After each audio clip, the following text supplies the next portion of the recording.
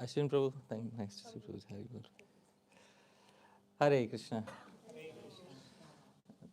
Thank you so much, Brajanath Prabhu, for kindly introducing me. I am very grateful to be present here today amongst all of you, dear Vaishnavis. And it's a very special place. I've heard so many talks of Sri Bhattji Maharaj here in this place where he's speaking. And all those experiences of listening to him were truly very special. And it's a great honor to be invited here today to speak something on the topic of Sri Padyāvalī of Srila Rupa Goswami Prabhupada. Before I begin speaking something, it is Shishta Parampara, the tradition established by the previous great authorities to perform Mangalacharan. So I'll quickly sing Jai Radha Madhav, then we'll perform Mangalacharan and then I'll begin. Do we have Kartal?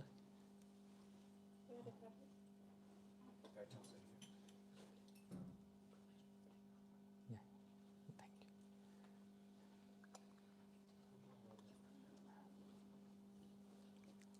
Hare Krishna Maharaj.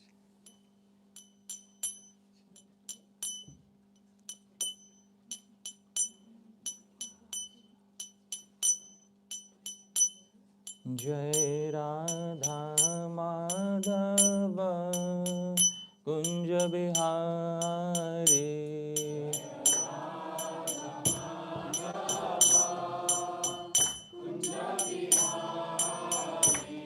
Jai Radha Madhava Kunj Bihari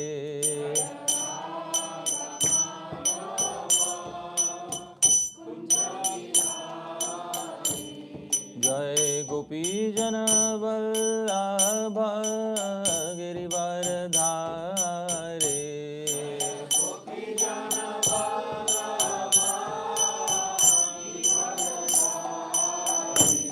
Jai Gopi Jana Vallabha Girivaradhare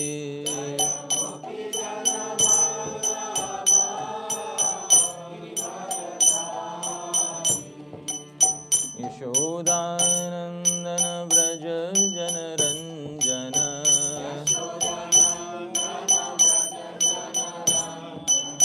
Yashodanandana Vraja Jana Ranjana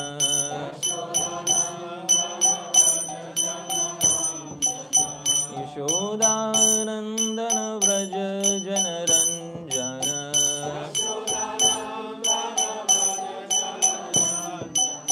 Yamunatira Vanachare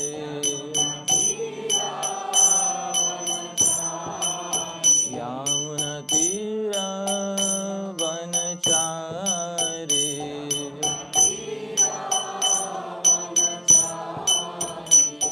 Jai Radha Madhava Kunj Bihari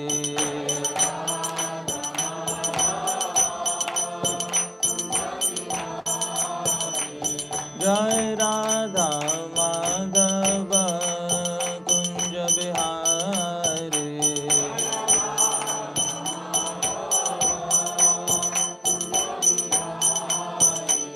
Jai Radha Madhav Radha Madhav Radhe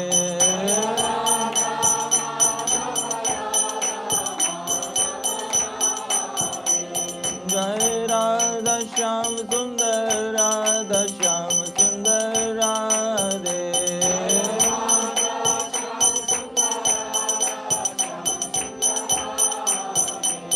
Jai Krishna Balaram Jaya Krishna Balaram Jaya Krishna Balaram Jaya Krishna Balaram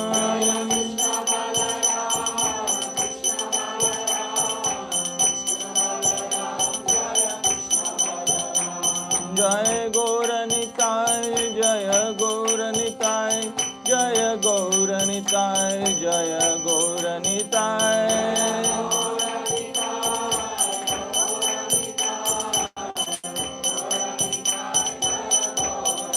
जय प्रभुपाद प्रभुपाद प्रभुपाद जय प्रभुपाद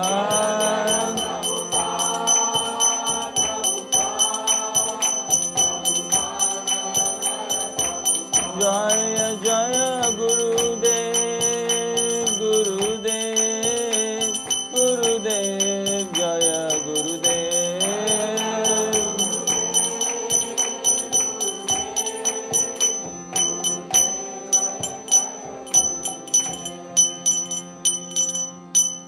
श्रील प्रभुपाद की अनंत कोटि वैष्णव वृंद की निताय गौर प्रेमानंदे. So thank you once again so much, dear devotees, for kindly being present here today. I am so grateful to each and every one of you for kindly giving the most important resource of your life, which is not money. What is the most important resource? Time. Because most of us today are not facing acute poverty of money, but most of us are facing acute poverty of time. So we may not be beggars of money, but we are beggars of time. And time is such a resource that once you give it to somebody, you won't get it back ever. And knowing all this, still you have kindly decided to give me your time, for which I am very, very grateful. Thank you so much, dear devotees, for kindly being present here. I am very thankful also once again to Brajanath Prabhu, Vrinda Mataji, Anuragini Mataji for kindly organizing, hosting these wonderful talks. And I am thankful to all the senior devotees who are present here, disciples of Srila Prabhupada, all the other Vaishnavas who are present here. We will begin with Mangalacharan, auspicious invocations. Most of us know these verses. You can kindly sing with me. Om Jnanatimirandhasya Jnananjana-shalakaya Chakshurunmilitam Yena Tasmai Shri Gurave Namah. Shri Chaitanya Manobhishtam Sthapitam Yena Bhutale Soyam Rupah Kadamayyam Dadati Swapadantikam Vandeham Shri Guru Shri Yutapada Kamalam Shri Gurun Vaishnavamscha Shri Rupam Sagrajatam Sahagana Raghunathanvitam Tam Sajivam Sadvaitam Savadhutam Parijana Sahitam Krishna Chaitanya Devam Shri Radha Krishna Padan Sahagana Lalita Shri Vishakhanvitamscha Namam Vishnu Padaya Krishna Presthaya Bhutale Srimate Bhakti Vedanta Swamin Niti Namine Namaste Saraswate Deve Gauravani Pracharine Nirvishesha Shunyavadi Paschatya Desha Tarine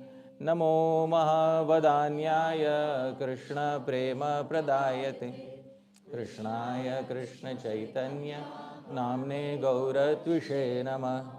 He Krishna Karuna Sindho Dina Bandho Jagatpate Gopesha Gopika Kanta Radha Kanta Namostute Tapta Kanchana Gaurangi Radhe Vrindavaneshwari Vrishabhanusute Devi Pranamami Haripriye Vanchakalpatarubhyascha Kripa Sindhubhya eva cha Patitanam Pavanebhyo Vaishnavebhyo Namo Namah. Jai Shri Krishna Chaitanya Prabhu Nityananda Shri Advaita Gadadhara Shri Vasadi Gaura Bhakta Vrinda. Hare Krishna Krishna Krishna Hare Hare Hare Rama Rama Rama Hare. Srila Prabhupada ki अनंत कोटि वैष्णव वृंद की निताय गौर प्रेमानंदे. Ravani Mohan Baba. Yes, has received initiation from Prabhupada when he was 16 years old. Oh, wonderful. And he has served Prabhupada, Srila Bhakti Pramod Puri Maharaj, Srila Bhakti Rakshita Maharaj, and especially our Gurudev. Wonderful. Now he lives in Vrindavan, near Radharaman. Oh, wonderful. He's one of my very good friends. Thank you so much. Who is Paul? Oh, acha. I think. Sometimes he gives class in Krishna Balaram Mandir. Oh, nice. He's serving all the Vaishnavas. Now he is always with Premdas Shastriji. Oh, nice. He is my Babaji Vaisakya. Oh, you got wish from him. Yeah. Oh, very nice. Very nice. Hari Hari. Very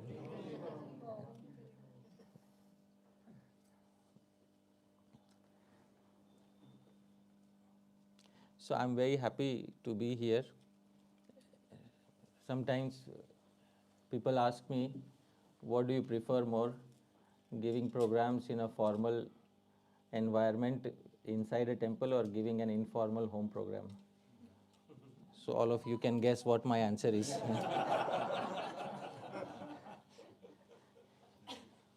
And I really love these informal programs, so which is not possible easily.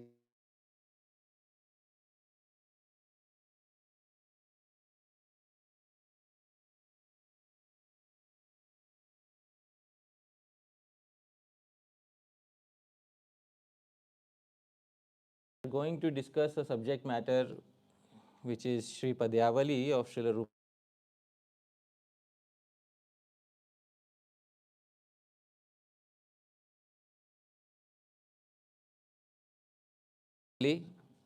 The meaning of Padyāvalī.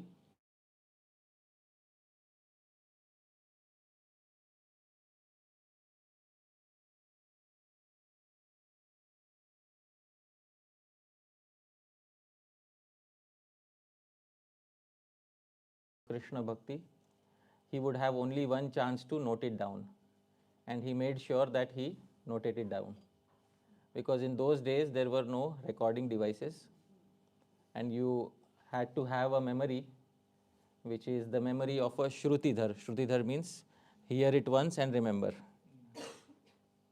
And gifted with that sort of a memory, Srila Rupa Goswami, whenever he would hear any particular verse, he would either immediately write it down or commit the verse to memory. And then he maintained his own collection of verses, and today this collection is known as Padyāvalī. So it is his assorted collection of verses. So every human being who has a taste for rasa. Now rasa has two meanings. The term rasa has two meanings. One is bhojan rasa, rasa related to food. And one is bhakti rasa, rasa related to Bhagavan Shri Krishna. So a person who relishes rasa is known as rasik. So similarly, you can either be a rasik of food, which I'm sure many of you are. Yeah. And there are 6 rasas in food: sweet, sour, tangy, pungent, astringent, bitter. These are the 6 rasas in food. And then there are 12 rasas in bhakti, which is Shanta, Dasya, Sakhya, Vatsalya, Madhurya, and then the 7 secondary rasas. So anybody who is a rasik should maintain an assorted collection of sweets. I hope you are able to understand. A rasik of food should have an assorted collection of food items at their home, because whenever they feel the desire to relish a particular food item, it should be present. So similarly, a rasik of bhakti rasa should also have a collection of verses which they can remember and relish whenever they want to. And we are so fortunate we have Srila Rupa Goswami's personal collection. This is Sri Padyāvalī. And the best thing about it is that he has also given credit to the original authors wherever he knew the sources. So credit has been given, due credit has been given. But in order to relish rasa, we also should be a connoisseur of rasa. On the wall and a member sitting in the audience. Because the entire program gets over, the painting on the wall doesn't move. It doesn't get affected by the emotions in the program. But a person sitting within the audience should not ideally be like that. A person sitting within the audience should be sahriday. Sahriday means should be like-minded, is also known as samajik. Samajik means they are a connoisseur of rasa, they understand. And Srila Rupa Goswami will specify this in his introductory verse to Sri Padyāvalī. But before I begin speaking about Padyāvalī, I'd like to specify one thing, that people in the world come from different spectrums of life, different experiences, and we can't expect everybody to be on the same page. Of course, all of us have had different experiences in life, and we are here today because of the experiences that have shaped us in life. So to expect everybody to fit within the same mold is thoroughly incorrect. And the Vaishnava poet, devotee poet who wrote a commentary on the 10th canto of Srimad Bhagavatam, his name is Sri Harisuri. He said that there are two extremes in society. One extreme is known as yogi. Yogi is the complete ascetic. And the other extreme is kami.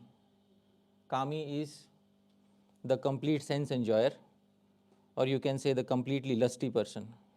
These two people represent the extreme opposites of human society. And most of us, all of us, fall between these two extremes.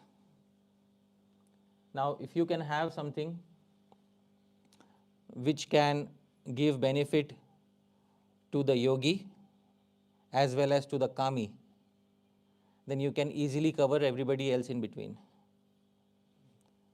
So in the beginning of his commentary on the 10th canto of Srimad Bhagavatam, he composes a wonderful verse in Sanskrit. This verse is in the meter Shardul Vikriditam. And I'll try to sing this verse. It is the same as Shad Goswami Ashtakam. So I'll sing, please repeat after me. Yatashasya nayat priyam bhavati tat syat kami loka priyam yadvastvasya na saukhya shali bhavati preshtham cha tad yogina satyevam yadihavatar charite प्रीतिर द्वयोरुत्कटा हेतुस्तत्र तथा चरित्र सरणिर्नारायणीति स्फुटम्. He says yatashasya. Yat ashasya, a yogi whose desires have completely gone away, whose material desires have been completely wiped out, is called yat ash. Na yat priyam bhavati, that yogi doesn't like something. What does the yogi not like? The yogi doesn't like to hear talks about men and women and romantic affairs of men and women. Because for the yogi, it is a big disturbance to hear such talks. Tat syat kami loka priya. But the lusty person, oh, he is waiting for that. And yad vastvasya na saukhya shali bhavati. And the lusty person doesn't like something.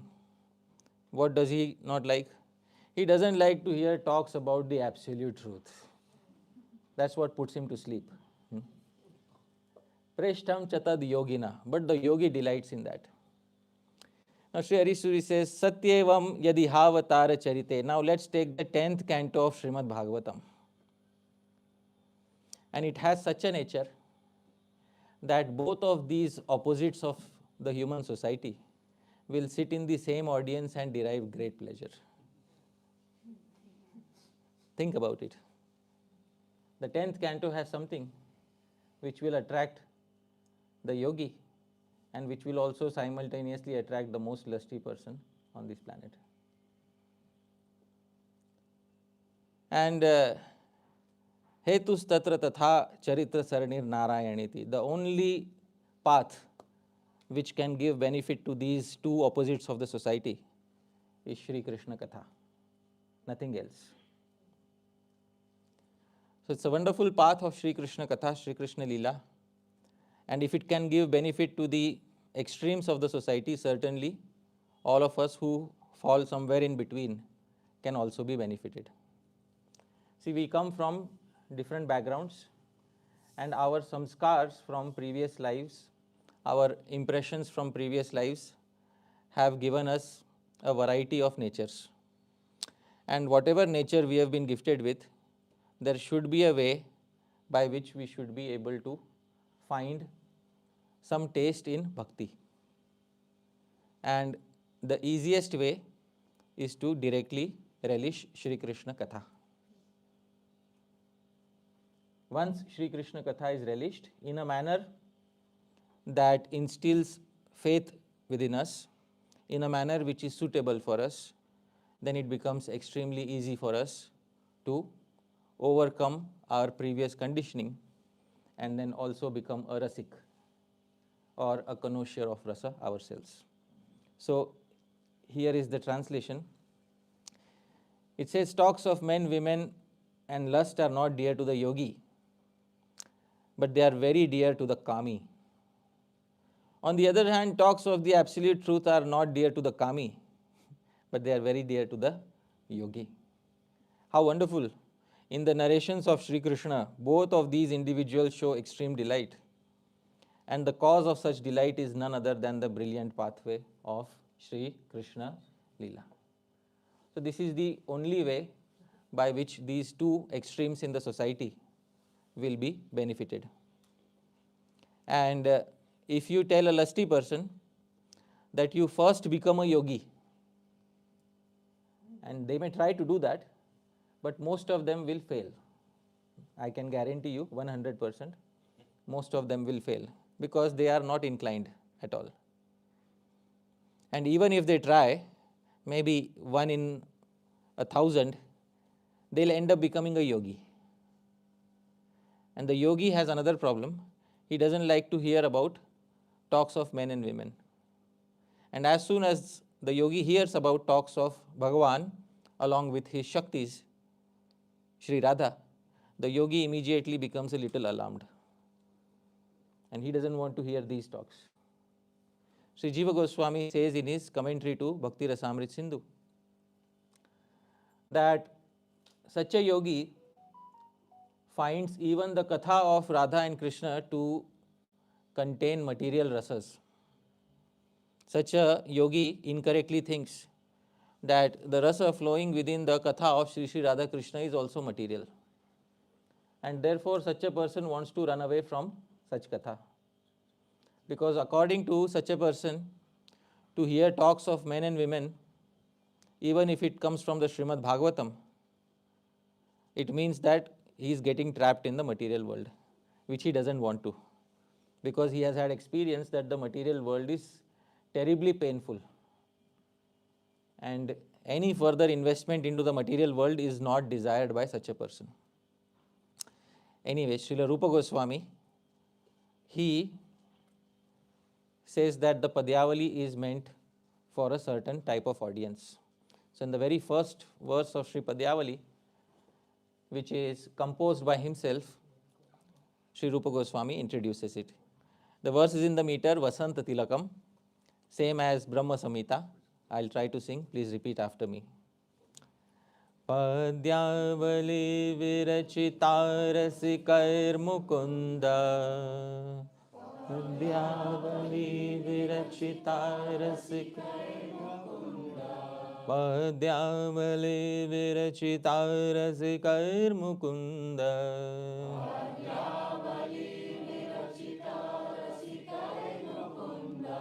संबंध बंधुर पदा ब्रह्मदोर्मि Sindhu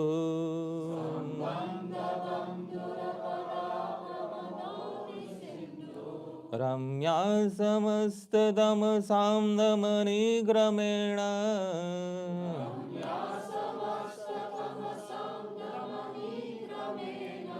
संगृह्यते कृतिकदम्बककौतुकाय.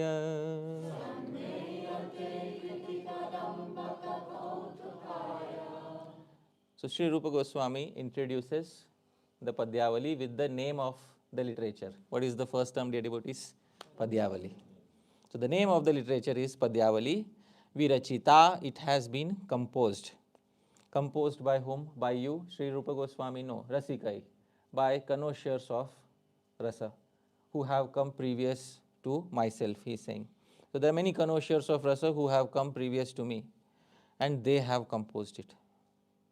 So I am not going to take any poetry from a dry-hearted person. Well, dry-hearted people cannot write poetry, isn't it?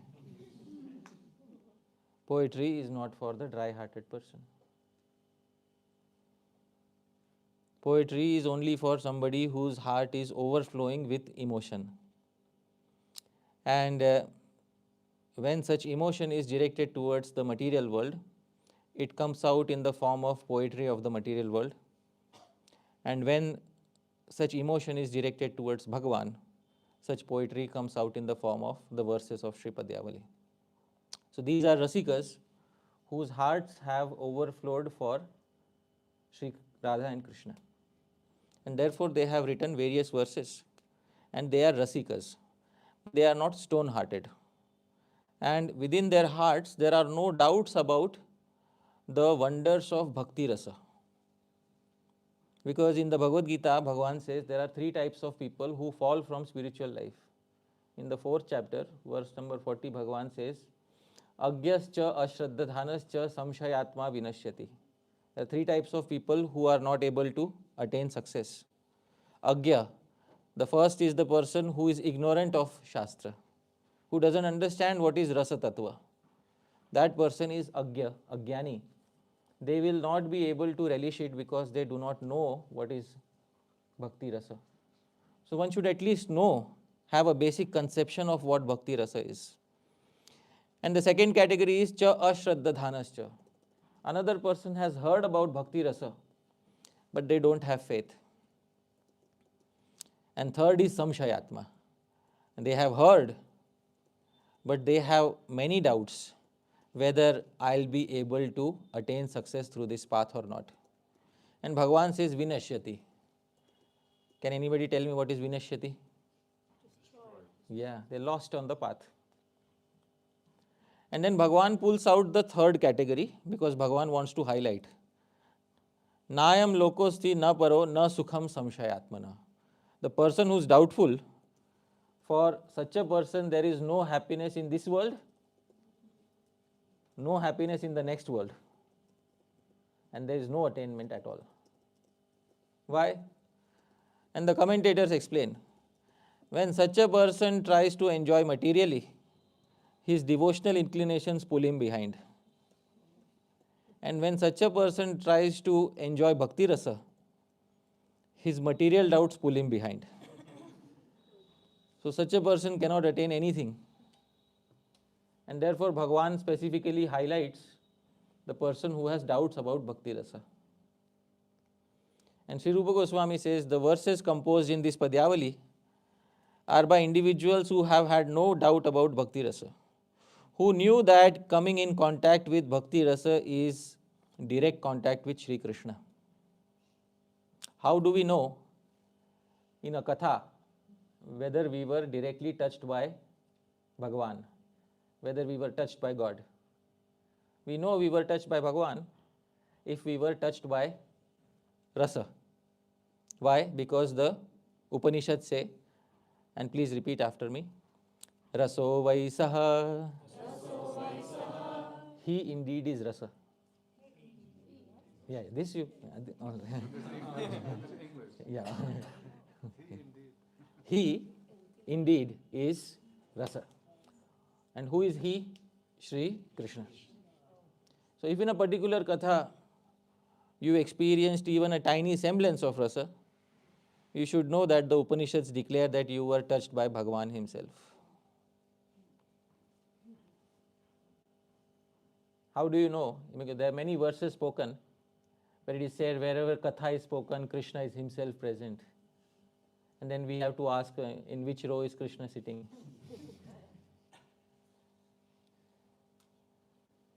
And the answer to that question is, so Bhagavan was present in a Katha because something flowed in a particular Katha. And what is the name of that substance which flowed in the Katha? Ras. And if we were touched by it, then we were touched by Bhagavan himself. It's as if Bhagavan came, sat near us, and put his hand on our shoulder and said, yes, I'm here, because you're experiencing some emotions that you have not experienced before. And that is how Bhagavan makes his presence felt in the Katha. So, Padyāvalī Virachita Rasikair, it has been composed by those individuals whose hearts are completely drenched in Bhakti Rasa. And therefore, as a result, in the Srimad Bhagavatam it is said, Bhavo hi bhavakaranam.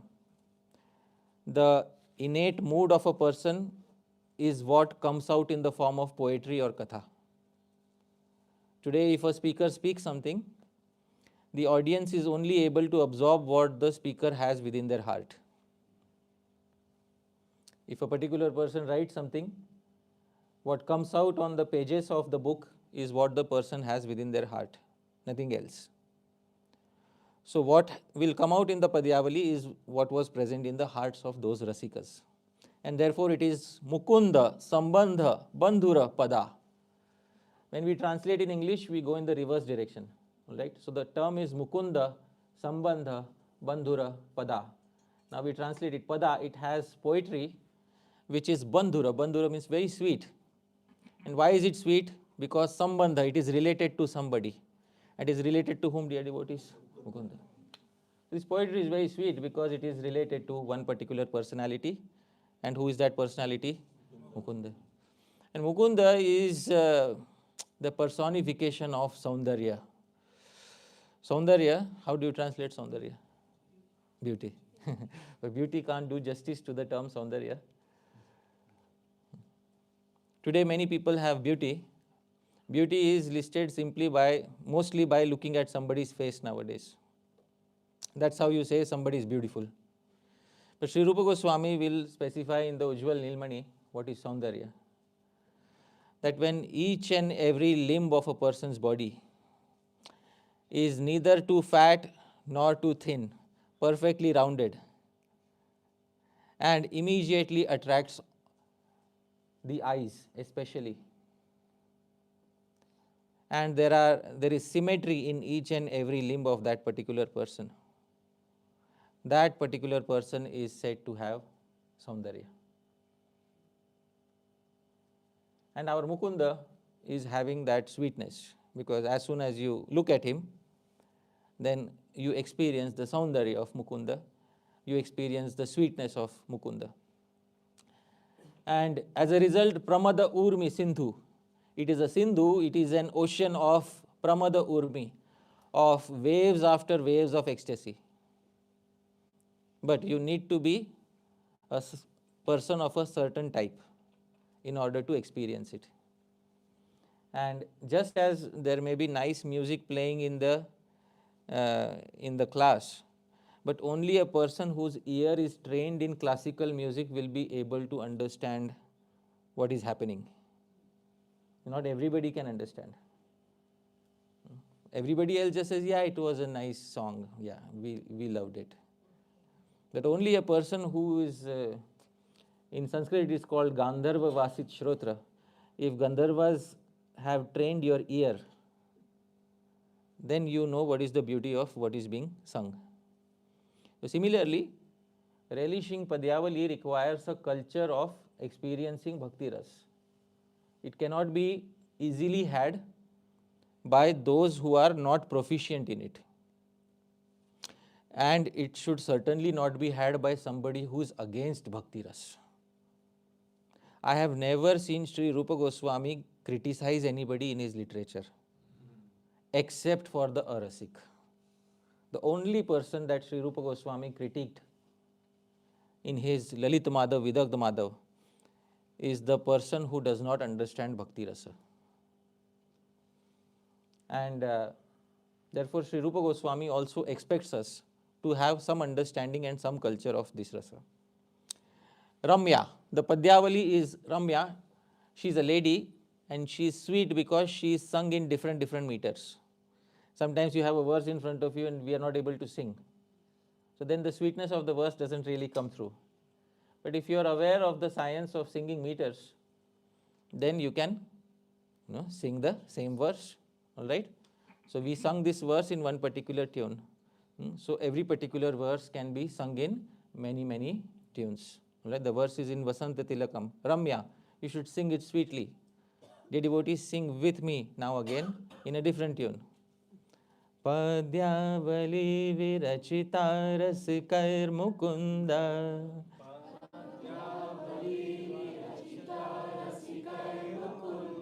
Sambandha bandhura pada pramodormi sindhu Ramya samasta tamasam damani kramena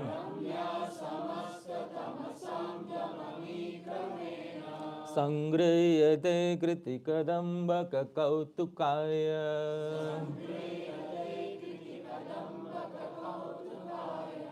So she is Ramya, she is sweet because you can sing her. See, often all the beauty and sweetness is centralized in the feminine aspects of nature. The masculine aspects of nature are not,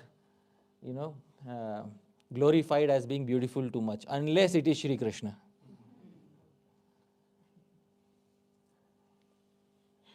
And therefore, you see, in the world, beauty is in everything that is feminine. All the beauty, Bhagavan invested mostly in entities that are feminine.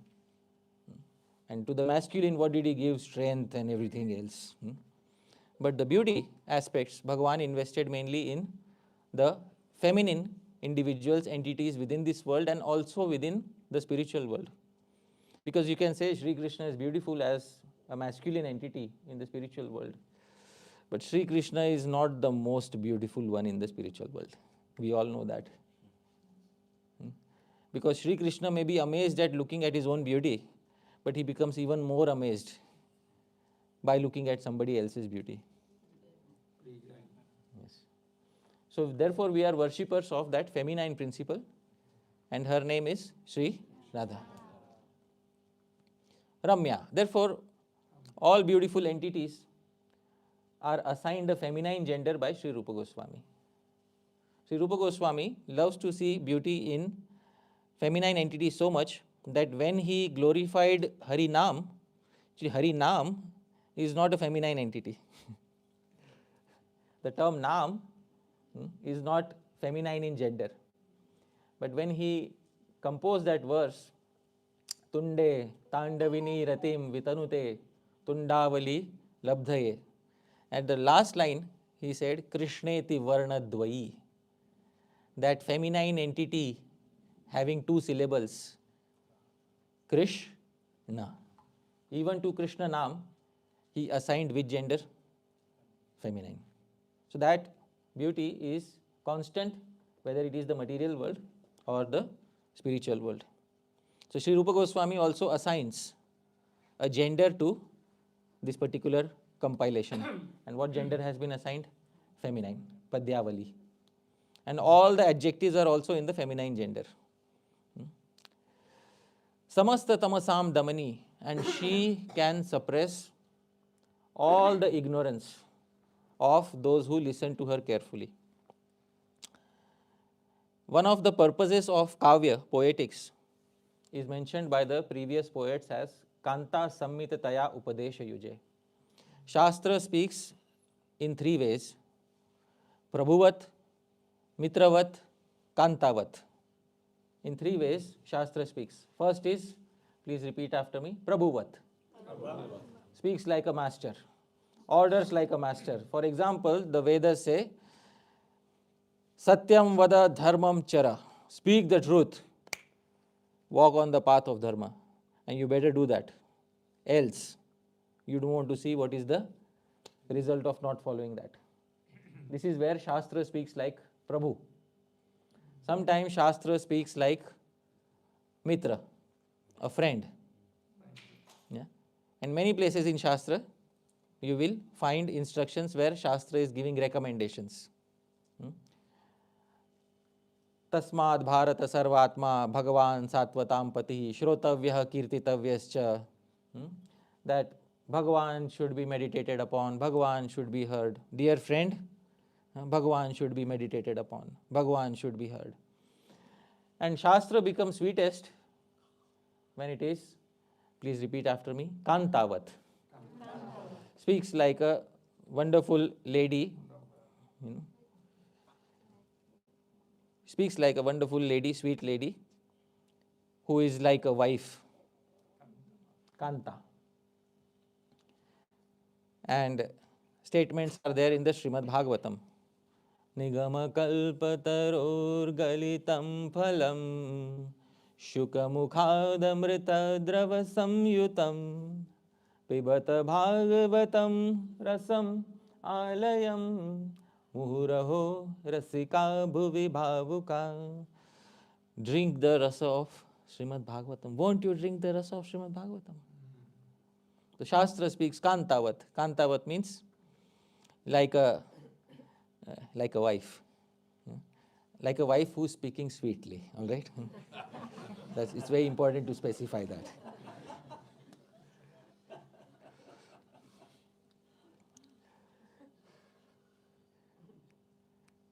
So in this way, poetry is like that wife. A person will not easily listen to a Prabhu. And even if a person listens to a Prabhu, a master, they carry out those tasks very grudgingly. But when a lover speaks to us, then they will definitely do it. So that's the power of poetry, kavya. And devotional poetry especially has that nature. Samasta tamasam damani. When you come in contact with her, all of your unhappiness will be lost. Kramena sangriyate. I am collecting this poetry now in a particular sequence, topic-wise, but for whom? He says, Kriti kadambaka kautukaya. There is alliteration of ka. Please repeat after me.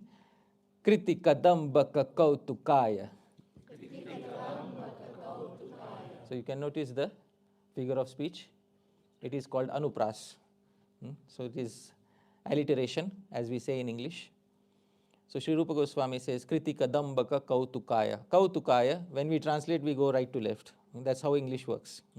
Kautukaya, for the pleasure of kadambaka, many groups of kriti, intelligent, pious devotees like all of you. So Sri Rupa Goswami compiled this literature for all of you. Right? His intention is not that this literature will be kept in a museum and then 500 years later some PhD scholar who has no background of bhakti will come and he will write a thesis. Rupa Goswami, a Hindu philosopher from the cult of Chaitanya, compiled Padyāvalī. That's not the intention of compiling it. So all of us are the adhikari, the receivers of the tradition of Sri Rupa Goswami, and we should make complete use of it. Our path of Bhakti Yoga is not a path of drying up the heart. So many times I see my nature is a little outspoken, so please excuse me. Many times I see that devotees consider drying up their heart as bhakti. And that is not the path that was given by Sri Rupa Goswami. If you want to dry up your heart, Bhakti Yoga is not the path. Ashtanga Yoga is the path. I promise you, they will dry up your heart like nobody else.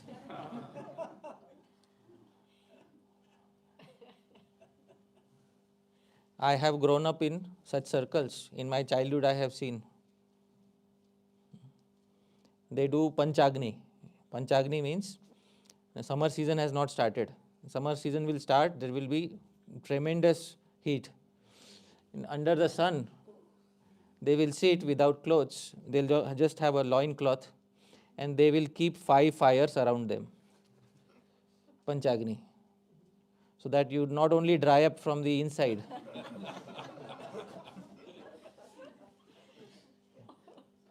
you also dry up from the outside.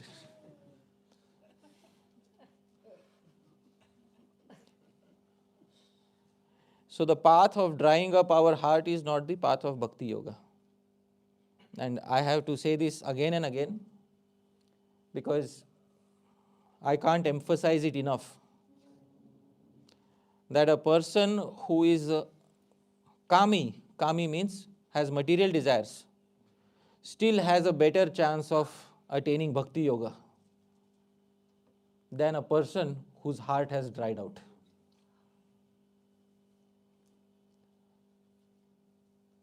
And this Sri Rupa Goswami will mention in Bhakti Rasamrit Sindhu itself. In Bhakti Rasamrit Sindhu, Sri Rupa Goswami Prabhupada, he described 5 main rasas, and we know what are the names of those 5 rasas. What are they? Shanta, Dasya, Sakhya, Vatsalya, Madhurya. Sri Rupa Goswami did not describe Madhurya Ras in great detail in Bhakti Rasamrit Sindhu. And the reason he wrote himself, I am repeating his words, Nivritta Anupayogitvat Duruhatvad Ayam Rasa. Nivritta Anupayogitvat. Those who are too detached, for them Madhurya Ras is useless.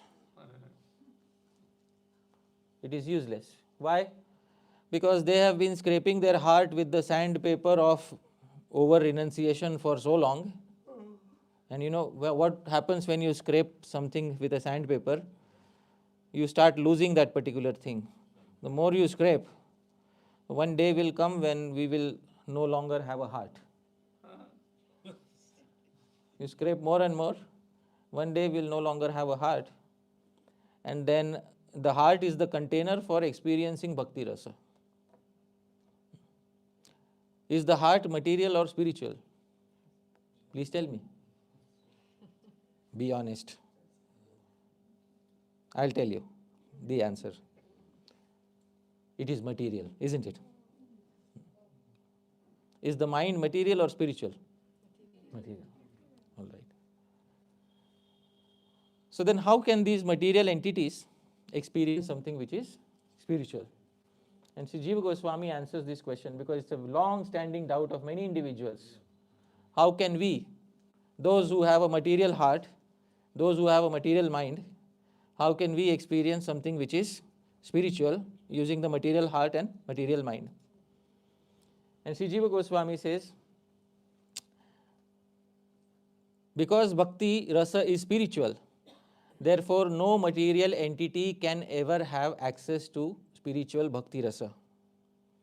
But if Bhakti Devi decides to descend on a particular individual's heart, then even though such an individual's heart is material or the mind is material, still due to the desire of Bhakti Devi, such a heart or mind becomes semi-spiritualized.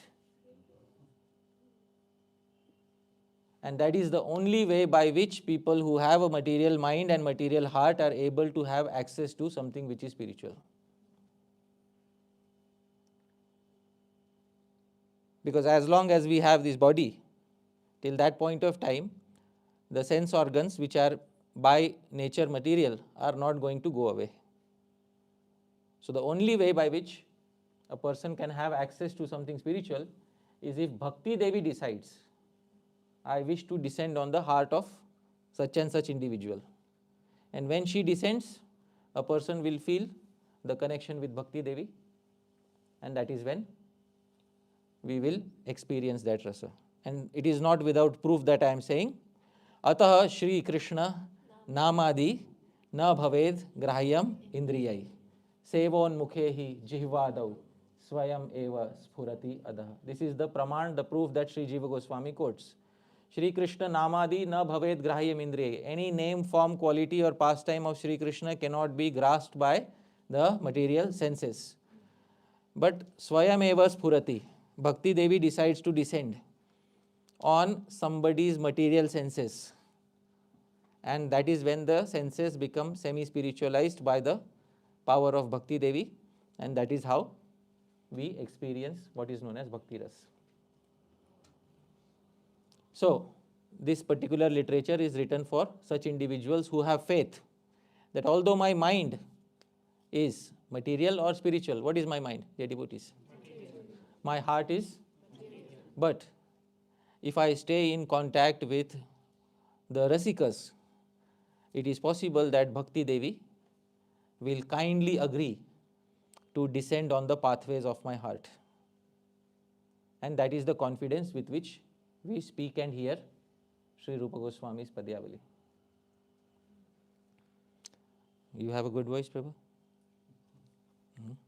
Okay. Mataji, you can speak the translation. Yes. These verses named Padyāvalī have been created by great Rasika devotees of the past.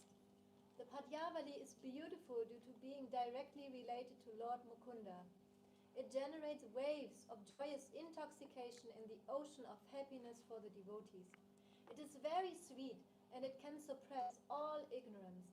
It is being compiled by me, Sri Rupa Goswami, for the joy of the hosts of intelligent devotees. For the joy of the hosts of which devotees?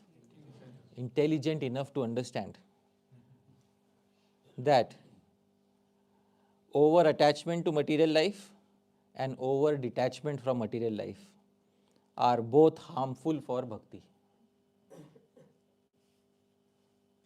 And somebody who is intelligent enough to understand that is a person who is qualified to understand Padyāvalī.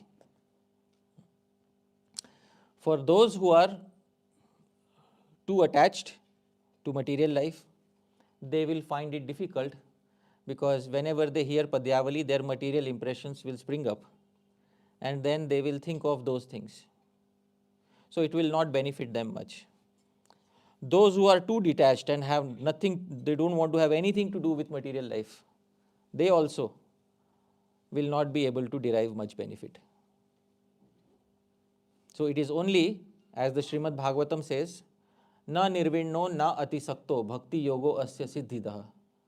Neither too attached nor too detached is the person who attains perfection on the path of bhakti yoga. There is a direct statement in the 11th canto where Bhagavan says to Uddhav, na nirvinno na atisakto bhakti yogo asya siddhidah. Neither too attached nor too detached.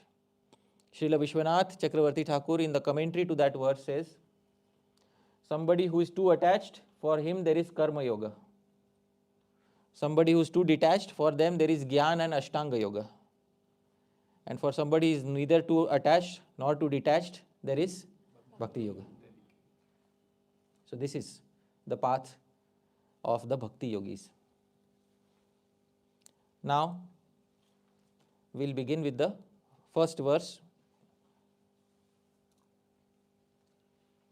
This verse is a very simple meditation on Bhagavan Shri Krishna in the meter Anushtup. Anushtup is the standard meter used in Shastra. It's a very flexible meter which was bought on this planet by Adi Kavi Valmiki. Maharshi Valmiki in his Ramayana was the one who introduced this meter on planet Earth. So this meter since then has been the most popular meter used in Sanskrit poetry. We'll try to sing it. Please repeat after me. Namo Nalina Netraya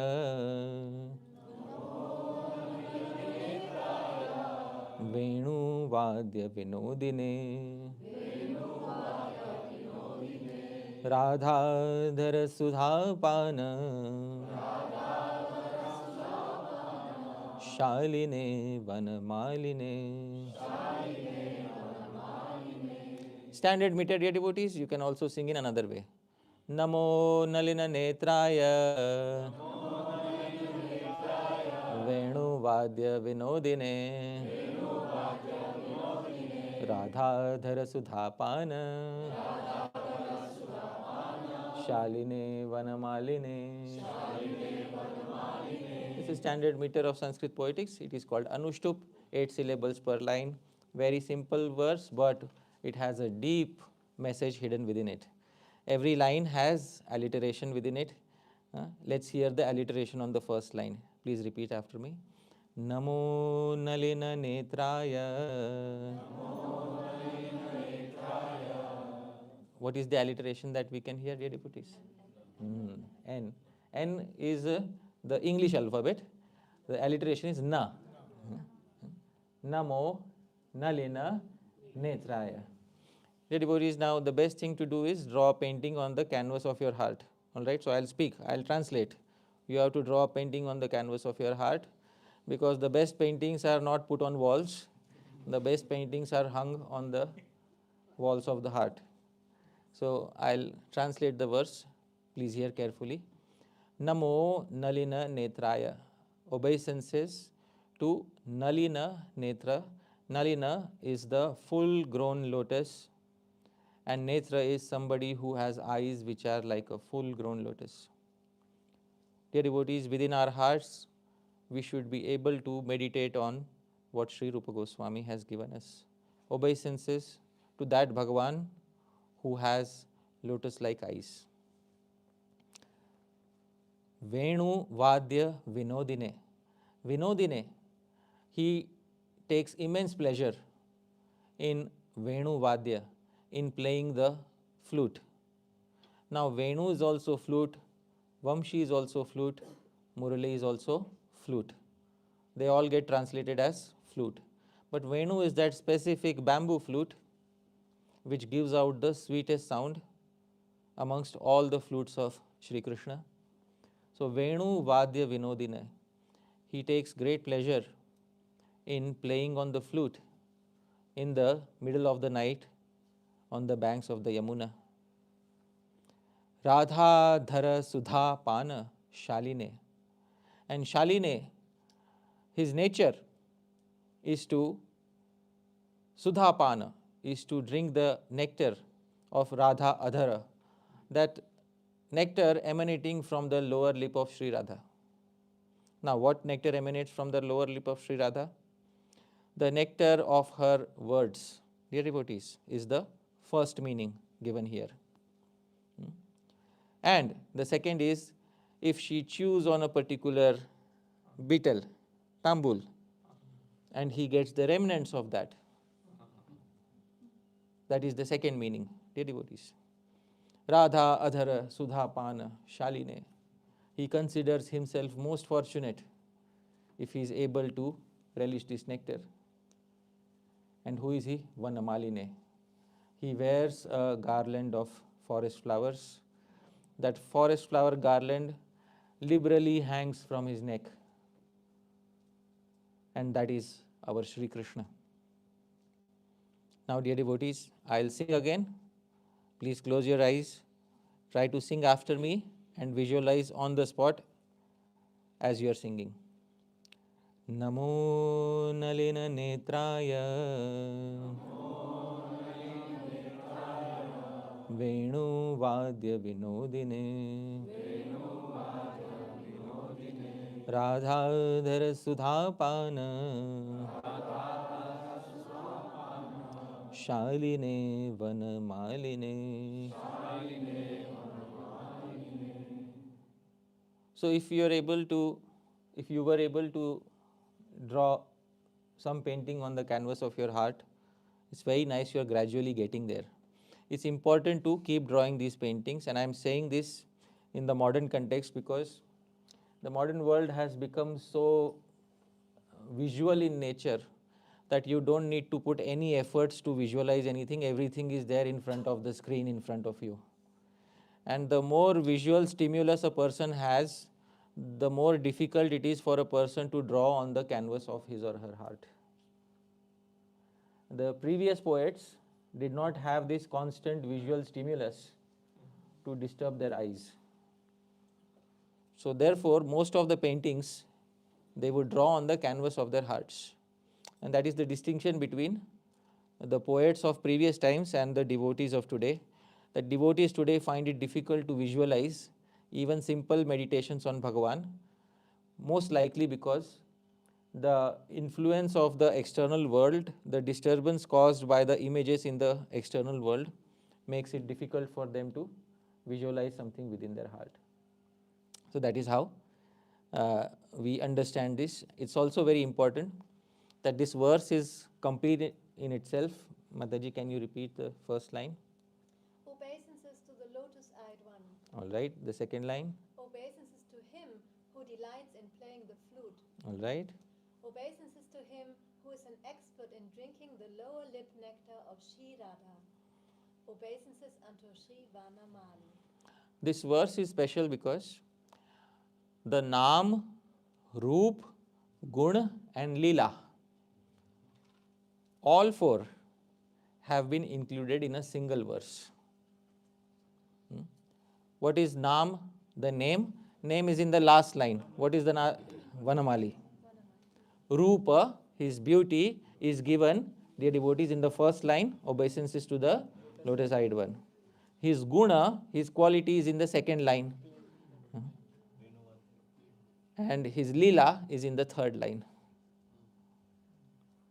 I hope you are able to understand. A single verse encompasses not only the Naam of Bhagavan, but also the Roop of Bhagavan, the Guna of Bhagavan, the Lila of Bhagavan, and all of this done within a single verse, and the shortest common meter, that is Anushtup, and also with alliterations on each and every line.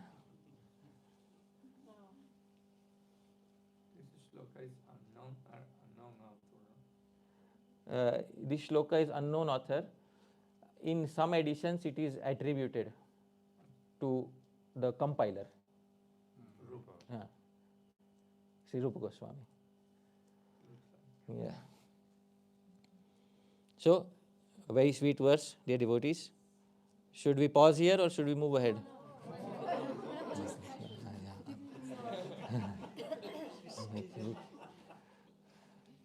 See, yeah. So the nature of ras is this. All right? Once the tiger has tasted blood, so you can only go in one direction. All right? That's more.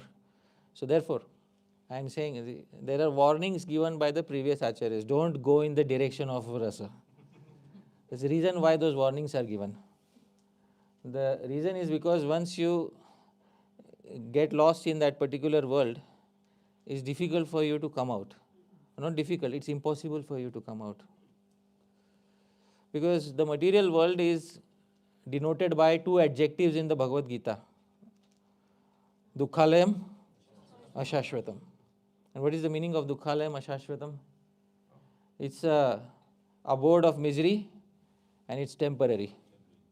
But the universe of rasa is exactly opposite. Sukhalayam, Shashvatam. It is an abode of bliss and it continues forever. Dear devotees, please tell me, is there anything in this particular room which is from 500 years ago? Yeah, maybe. What? Govardhan. Govardhan, okay. Shalagram, okay. I'm asking about material entities. Raj. That's also not material. Nothing? No. Sri Rupa Goswami's poetry? It's not material, right?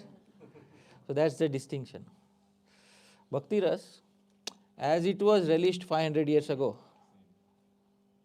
you can get the same relishment today, right here, right now, provided you have the expertise. Of course, today you are being facilitated by somebody who's handicapped in Bhakti Ras, but I'm sure many of you are very expert in relishing these things.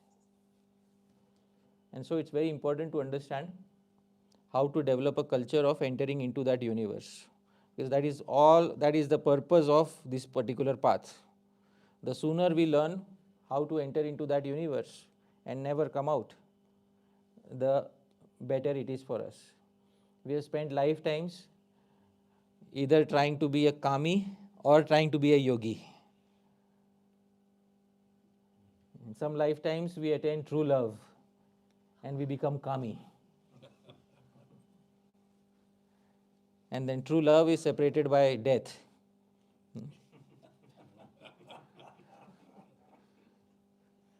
And then that hankering continues into the next life.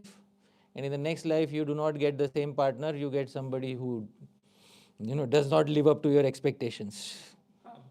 And in some lifetimes, we become yogi.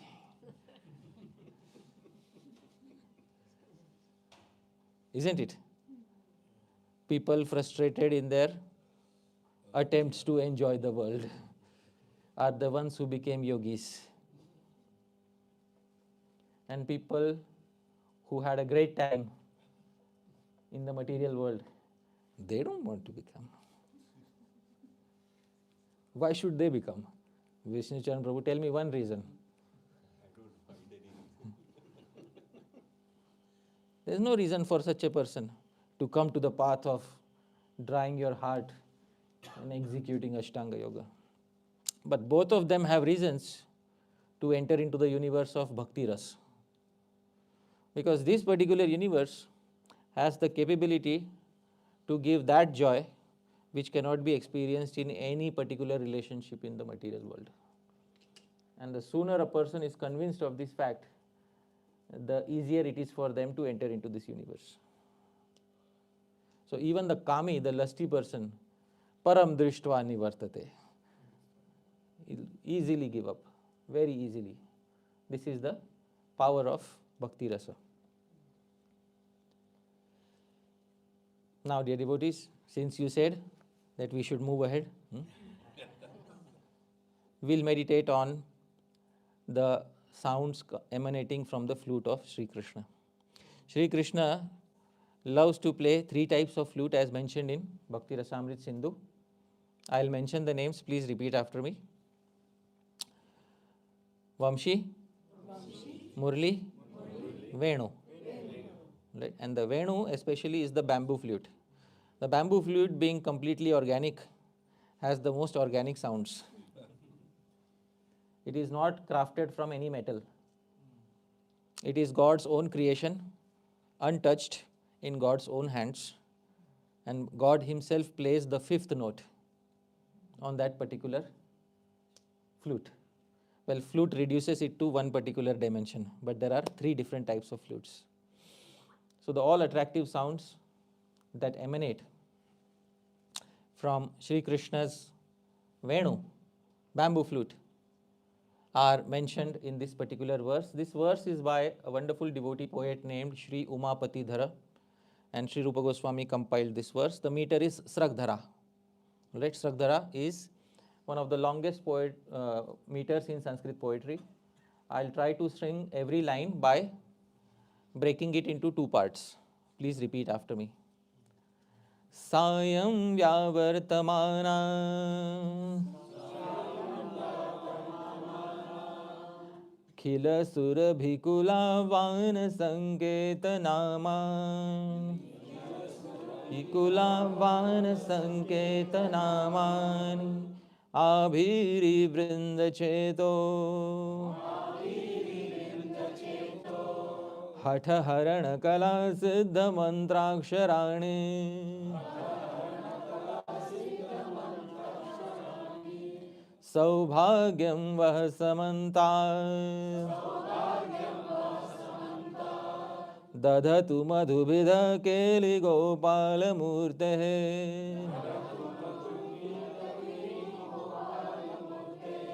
Sananda Krishna Vrinda Vanarasika Mriga Shrenayo Venunada.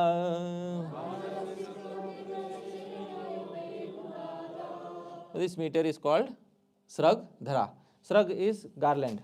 What does Srag mean? Garland. And usually garlands are very long. Srag Dhara, a lady wearing a long garland. Srag Dhara. Sometimes you go to a particular program, they give you a garland which just barely fits into your head.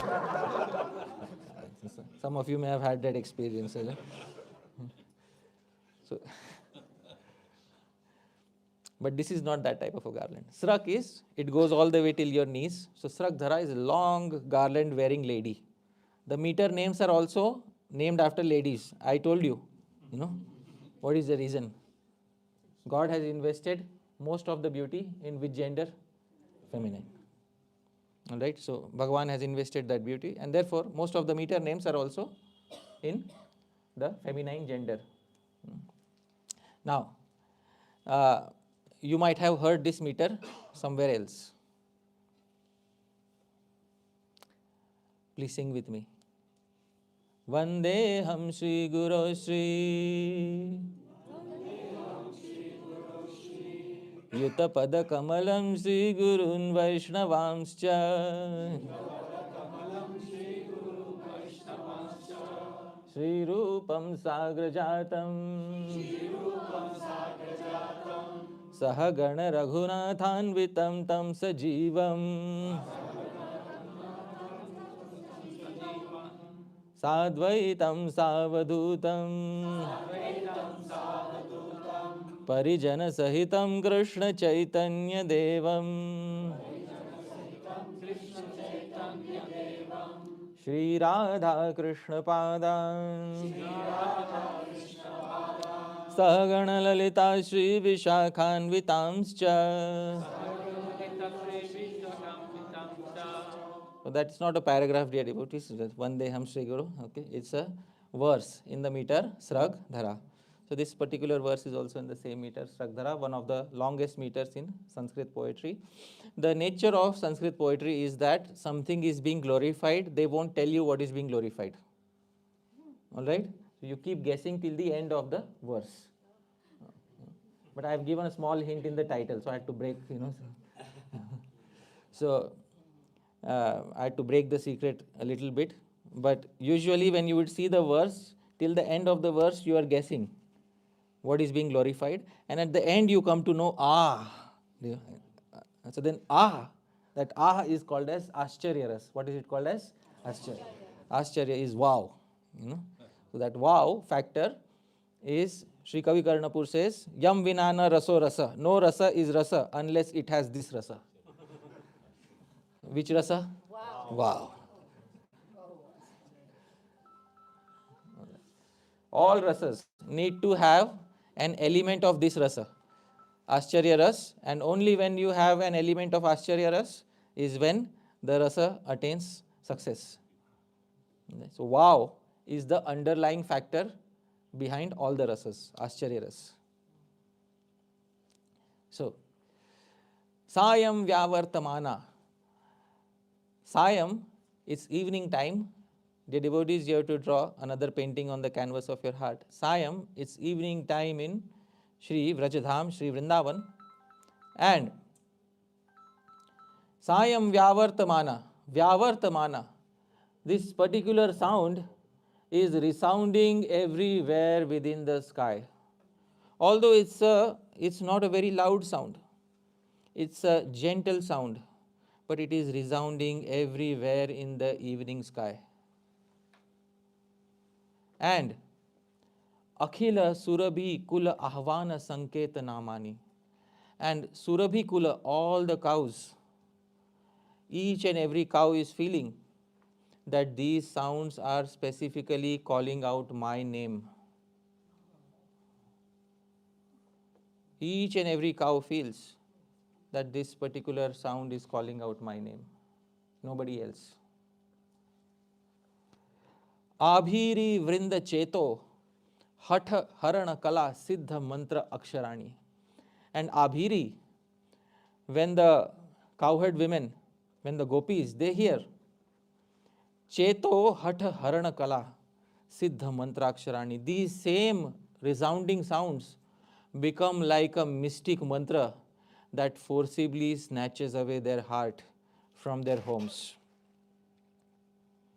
Sometimes you cast a magical spell on somebody and they become completely hypnotized, their hearts are stolen away. So these sounds are like that hypnotic spell which is cast in the evening, which snatches away their hearts from whatever work they are doing in their homes.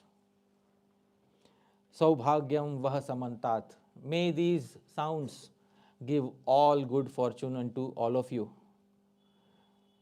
Madhubidha Keli Gopala Murte. Because these sounds belong to Keli Gopala Murti, a particular person who is just dressed up like a cowherd boy for the sake of play, for the sake of Leela. He is dressed up as a cowherd boy. Sananda Krishna Vrindavana Rasika Mriga Shrenayo. And all the other animals and people of Vrindavan, whatever they are doing, they simply stop in their footsteps and they become paused, hearing of those sounds. They become frozen in time. And what is this, dear devotees? Venunada. The sweet, soft fifth note emanating from the Venu, the bamboo flute of Shri Krishna in the evening. So, dear devotees, this is a wonderful meditation on the flute sounds of Shri Krishna. Mataji, kindly. While resounding in the evening sky, they act as indicators for calling the various groups of Surabhi cows. They act as magical spells, expert in forcibly stealing away the hearts of the gopis, and they joyously attract the host of Rasika dears, devotees of Vrindavan. May these soft sounds emanating from the Venu of that Madhusudan who has assumed an eternal form of a cowherd bestow all-round auspiciousness unto you all. So, dear devotees, I was not satisfied with the existing translation, so I did a new translation for this particular verse. So that the sounds of coming from the Venu stay at the end. In other translations, it was at the beginning. So I wanted to maintain the secret till the end.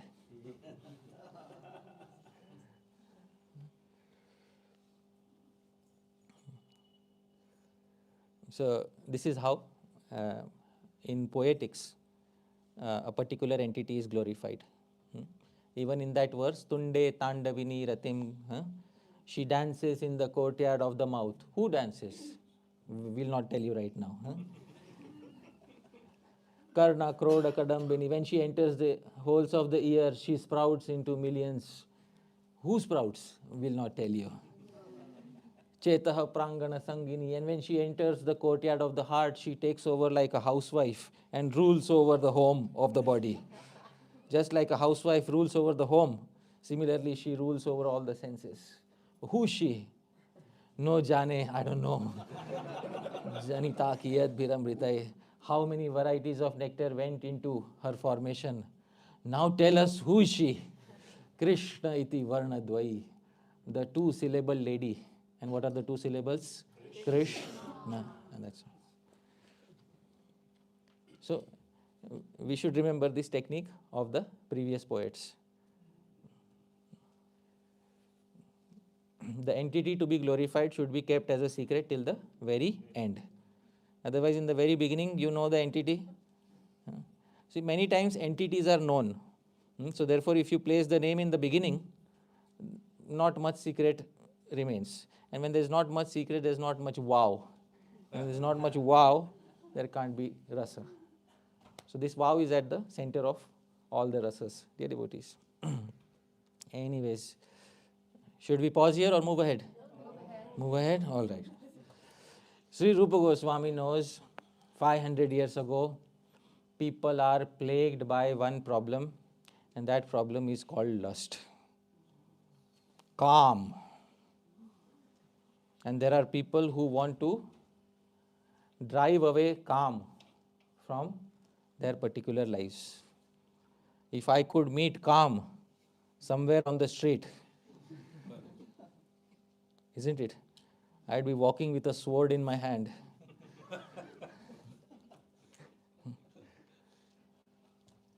On first sight, I would slaughter him so that he would stop troubling me again and again. But dear devotees, unfortunately, no matter how much people try to get rid of calm, calm is someone who reigns supreme over everybody in this world. And I'm going to explain this in some detail because many people think calm simply means lust. But actually, calm means creative tendency. any creative tendency within the world falls within this goal of life. There are 4 goals of life. And who knows what are the 4 goals of life? Dharma, Artha, Kam, Moksha. So anything creative that you see in the material world, somebody cooks nicely, it falls under which goal of life? Kam. Somebody paints nicely, it falls under Kam. So all creative agency in the world is driven by one particular goal of life. And which goal of life is that, dear devotees? Kam. Isn't it? It's not dharma, it's not artha, it's not moksha. Often it's Kam. So, this particular Kam, many people, those who are walking on the path of spiritual life want to completely drive away this Kam, or if possible, kill it forever. But it is one of the 4 goals of human life. Isn't it? And to drive away that particular goal of human life would be to keep yourselves bereft of that particular goal. And it is therefore very difficult, because it is part of every human's life. And Kam, if it doesn't manifest as lust, it starts manifesting in other ways. And I'll explain how it manifests in other ways. There are those people who think we have overcome Kam. Why? Because we no longer think of lust. And then those people redirect their creative tendencies for Kam in different directions. It comes out anyways. Some people end up making thousands of disciples. Some people end up making many big projects. I hope you're able to understand. Kam is Kam, you can't escape it.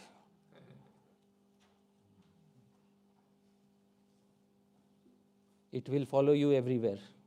There is a Gita in the Mahabharata called Kam Gita. Bhagavad Gita we have all heard.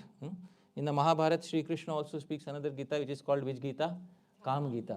He says, Naham shakyonupayena hantum bhutena kenachit. Yo mam prayatate hantum gyatva praharane bhalam. Tasya tasmin praharane pradur bhavami aham. If somebody tries to kill me by any particular means, Kamdev says, I enter into that means and I manifest through that particular means.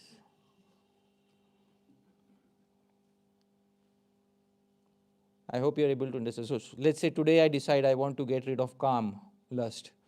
And I say the way to do that is learn something new, learn how to cook nicely, right? And then I learn how to cook hundreds of new dishes. Kam is laughing in the corner.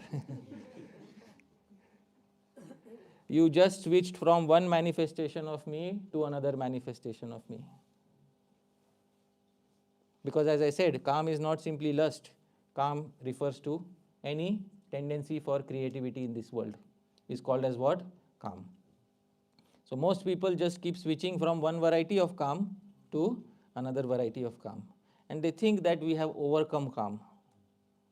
But that is not how Kam is overcome. And Sri Rupa Goswami is going to highlight this point in this next verse of Sri Padyāvalī. And Sri Rupa Goswami composes this verse. It's a verse from an anonymous author. The verse is in the meter Shardula Vikriditam. I'll sing the verse. It's the same as Shad Goswami Ashtakam, but we'll sing in a different tune. Kashayan cha bhojanadi niyaman no vavane vasato.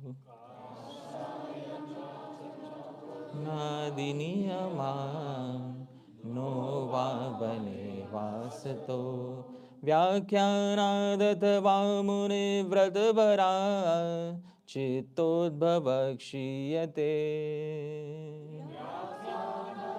Vāmuni vratavara chittodbhavakshiyate.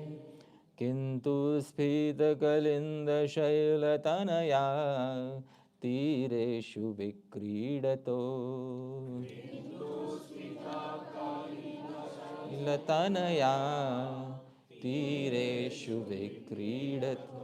Govindasya padarvinda bhajana rambhasya leshadape.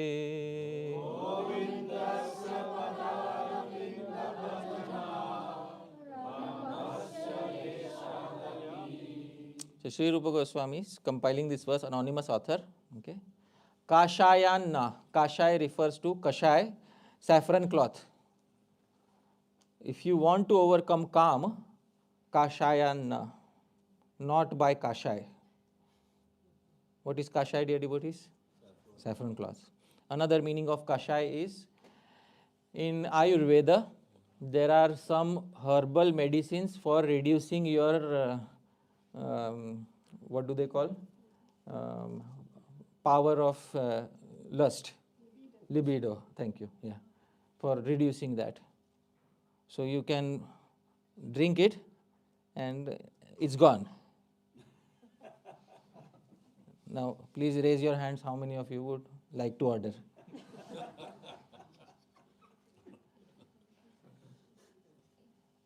Yeah.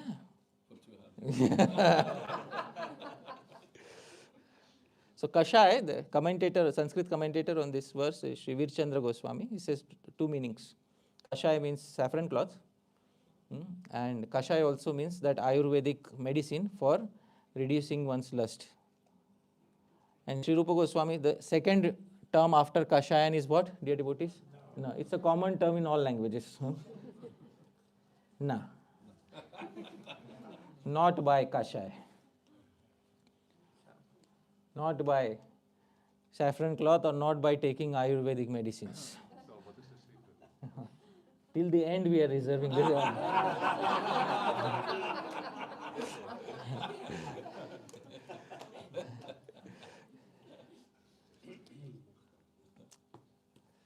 Because what will happen, I'll tell you. Sri Rupa Goswami is very intelligent. When these individuals who wrote these verses, they wanted to have a final solution to this problem. They didn't want a temporary, immediate solution, what they call patchwork. You know what is patchwork? They didn't want patchwork. They wanted a complete final solution. And Kashaya, and today I may decide, well, in Grihastha ashram is not good. Why? Calm. So, let me give up this dhoti. I'll ask Brajnath Prabhu to prepare new dhoti. Which color, Prabhu? Just to ask Maharaj. I cannot do that. Okay. Put any eyeball. Oh, yeah. For me, you will do, right? Make an exception for Yes, me. So then I took Kashaya. It's not wrong to take Kashaya. The verse is not speaking against taking sannyas. But taking sannyas as the only means to defeat Kam, sorry, that's not going to happen. What happens is Kamdev laughs and says, I will manifest through your Kashaya. So wherever, because you see a sannyasi or a renunciant is usually given more respect in society. And if they start taking that respect seriously, it's the same Kam. I hope you are able to understand. It's the same Kam now manifesting through the same medium that they used to overcome Kam. Isn't it? Someday we will discuss Kam Gita, where Kamdev is laughing and saying, you use whatever tricks you want, I will become that trick. And I will manifest in that particular way. So Sri Rupa Goswami knows Kashayanna, not by saffron cloth. Nacha bhojanadi niyaman, and not by strict rules of diet. Not by strict rules of diet. Because anyways for Gaudiya Vaishnava it is difficult. The foundation itself is not very good in this regard. Bhandara is still more of a North Indian concept. Gaudiya Vaishnava concept is Gol Parjanta, eat till the neck. Yes. Mahaprabhu follower. And at the end there should be sweets. So that is Gaudiya Vaishnava. So when Mahaprabhu went to Kashi, the sannyasis, they said, what sort of a sannyasi? The Bengali sannyasi, they are eating till here. And then they will take 1 or 2 sweets. And they are doing Hare Krishna, Hare Krishna. If this is sannyas, then what are we doing? You know?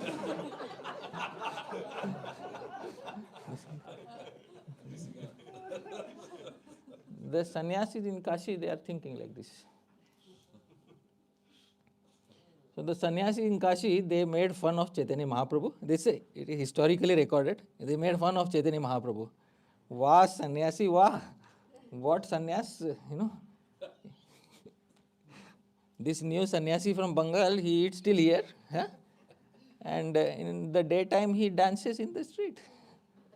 If this is sannyas, then tell me what is grihastha ashram, you know.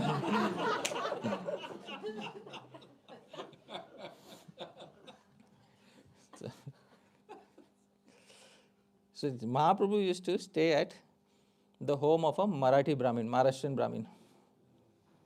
So that news came to that Brahmin. So the Brahmin didn't like it. So that Brahmin also was a Sanskrit scholar. He wrote a Sanskrit verse in refutation. Simho bali dvirada shukara mansa bhoji. A lion eats red meat of a cow or bull, isn't it? Yet only mates twice in a year. And a pigeon survives on vegetarian diet. Yet the pigeon mates multiple times every day. So Prakashan and Saraswati, tell me if diet is the cause of lust. He wrote a verse like that.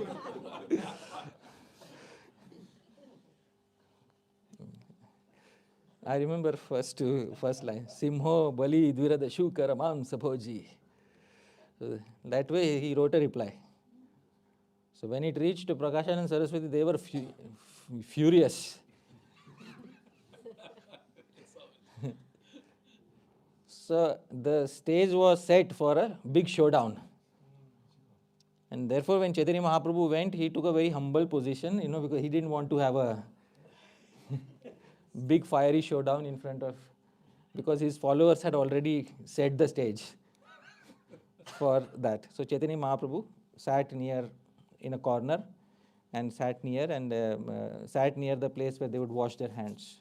And when Prakashan and Saraswati saw that actually he's a different person, he doesn't look very arrogant. So then Prakashan and Saraswati's mindset changed and he approached Chaitanya Mahaprabhu. Anyways, nacha bhojanadi niyaman. We're coming back to the point. Not by fixing rules of diet. Why? Because Kamdev is laughing again. You will select rules of diet and you will have this ego. Now I am not Hari Parṣada Das. I am Hari Parṣada Das who eats once in a day. So that designation will go wherever I go. And everywhere my glories will spread. This is not Hari Parṣada Das.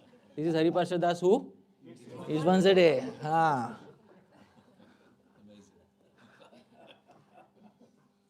And then one day some Mataji will come and say, Prabhu, you eat once a day. I want to learn from you. Sure, why not? And that will be the end. I hope.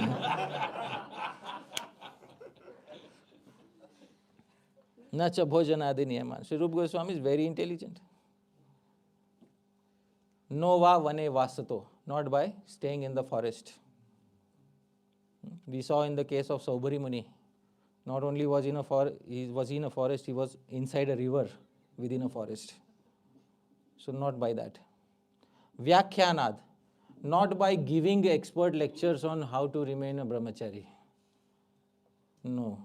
Not by giving such talks or not by hearing such talks.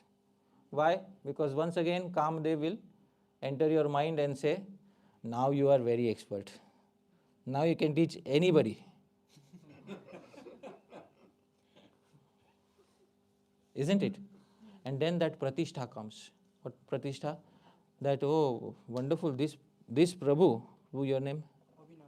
Avinash Prabhu. He has mastered the art of speaking on brahmacharya. So wherever he goes, he'll be glorified. And dear devotees, when he receives that glorification, it is nothing but the manifestation of what, dear devotees? Kama.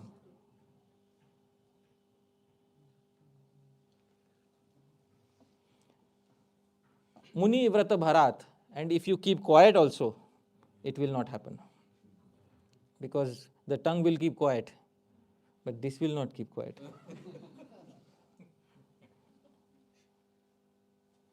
Chitta udbhava kshiyate. Calm will not be defeated like this. Kintu, however, Secret comes out now. We're getting closer. we are getting close. Kintu, however, don't lose hope.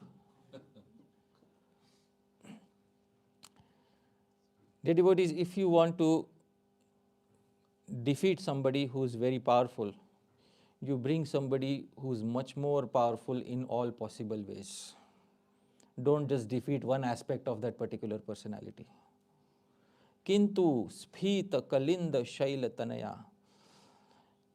Kalindi is Yamuna, dear devotees. Sphita, on her broad banks. Tireshu, on those banks, vikridito. There is somebody who is playing in the middle of the night, sporting in the middle of the night. Who is sporting in the middle of the night? Govindasya. Padyāvalī, his lotus feet. Bhajana, if you develop that true rasik attachment, if you develop that genuine attachment, not just attachment because it is written in a textbook somewhere, if you develop that genuine attachment, not even if you develop, bhajan arambha, if you begin to develop that attachment. No. Arambhasya leshat, if you have a tiny fragment of the beginning of genuine attachment to that Sri Krishna, that is when you have tasted blood and you will never look back at calm again in the same way. Never again. Defeat pleasure by superior pleasure. Don't defeat pleasure by inferior pleasures. Because all other things are nothing but manifestations of inferior pleasures. The best way to defeat calm is to have prema. And that is perhaps the only way of defeating it. Here is the translation. Please read. Not by wearing saffron cloth, not by restricting food and other sense activities, not by living in the forest, not by discussing philosophy, and not by observing a vow of silence, but only by the slightest beginning of genuine devotional service to the lotus feet of Sri Govinda, who enjoys pastimes on the Yamuna's white banks, is Kamadev finally stopped. So dear devotees, kama here means lust.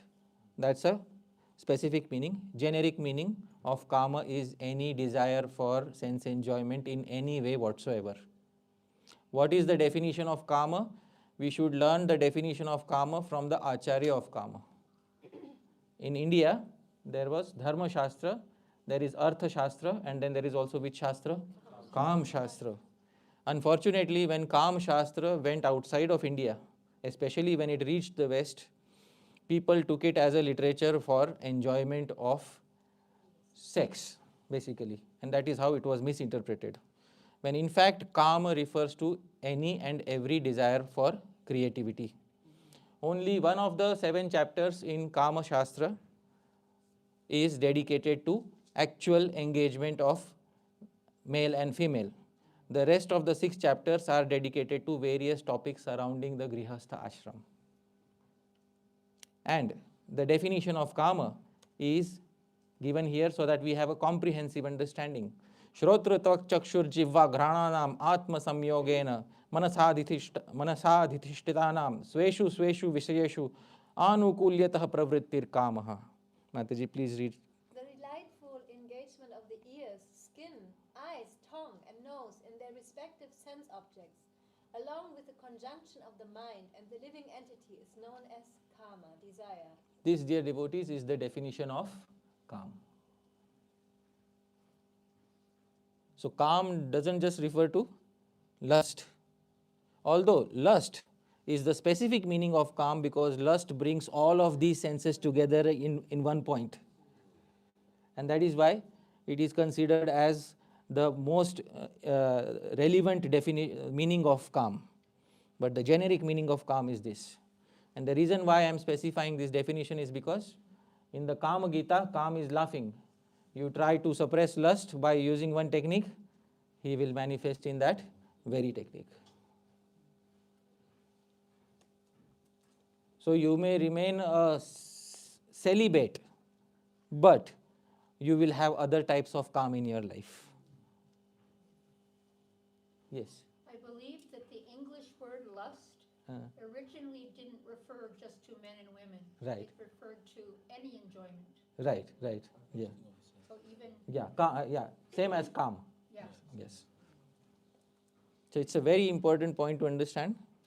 Kam cannot be subdued by artificial methods. There is a very nice article written by Srila Bhakti Siddhant Saraswati Thakur Prabhupada.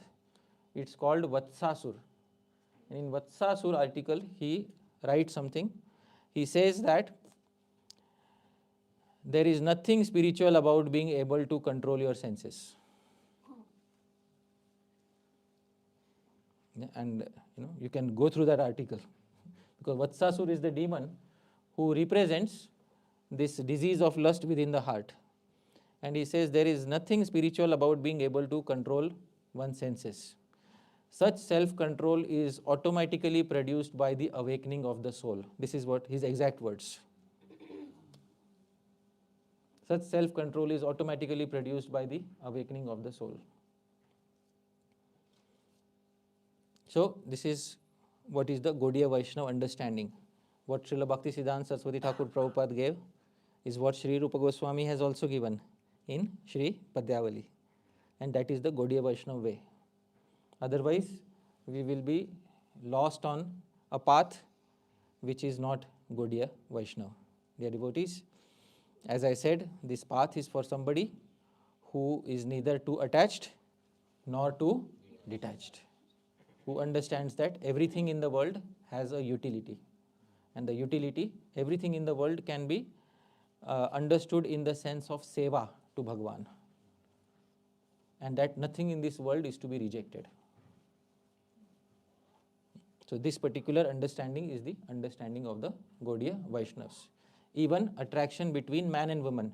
Somebody who has experienced attraction between man and woman, Sri Rupa Goswami composes a verse, he quotes a verse from the Vishnu Puran. Yuvati naam yatha yuni, yunam cha yuvatav yatha, mano bhi ramate tadvan, mano me ramatam tvai. Many of you might have heard the translation. Just as the mind of a young boy is attracted to a young girl, and the mind of a young girl is attracted to a young boy, may my mind be similarly attracted to you. Even the attraction between male and female in this world is utilized in the devotional service of Bhagwan indirectly through such prayers. Isn't it? I am quoting many of you might have heard that particular verse. It's in Bhakti Rasamrita Sindhu. Even the attachment between men and women in this world is utilized indirectly in devotional service. It is indirectly dovetailed by saying that may my attachment be towards you, dear devotees, in this way. So I will pause at this particular point of time, and tomorrow we will continue. Because we can't just specify that this is the solution, Krishna Leela is the solution. Yes, we also have to start relishing it. So we'll have more direct verses related to Krishna Leela from tomorrow onwards. I'll pause my speech here, dear devotees. Yadatra skhalitam kinchid vidvam saha purayantu dat, yadatra saushthavam kinchit tad guroreva me nahi. Yadatra skhalitam kinchit. It is possible I might have made a mistake while speaking something, but vidvam saha, you are learned devotees, purayantu tat, please correct any mistakes. But yadatra saushthavam kinchit, if there's anything nice in what you heard, please remember, tad guroreva, it belongs to my Gurujanas. Me nahi, it doesn't belong to me. Thank you very much once again, Brajnath Prabhu. Thank you, Vrinda Mataji. Thank you, Anuragani Mataji. Thank you, all of you wonderful devotees. Hare Krishna.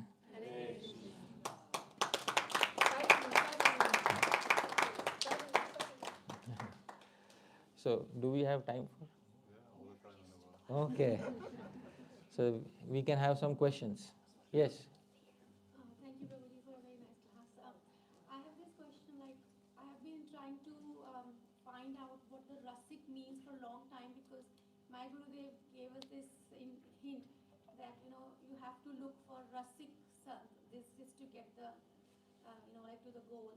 And since then, I have been like in my own way, like I don't know who rasik is and what is exact. I've been asking many people, but long time ago when I was living in Vrindavan, I came in contact with the local people as well in Braj.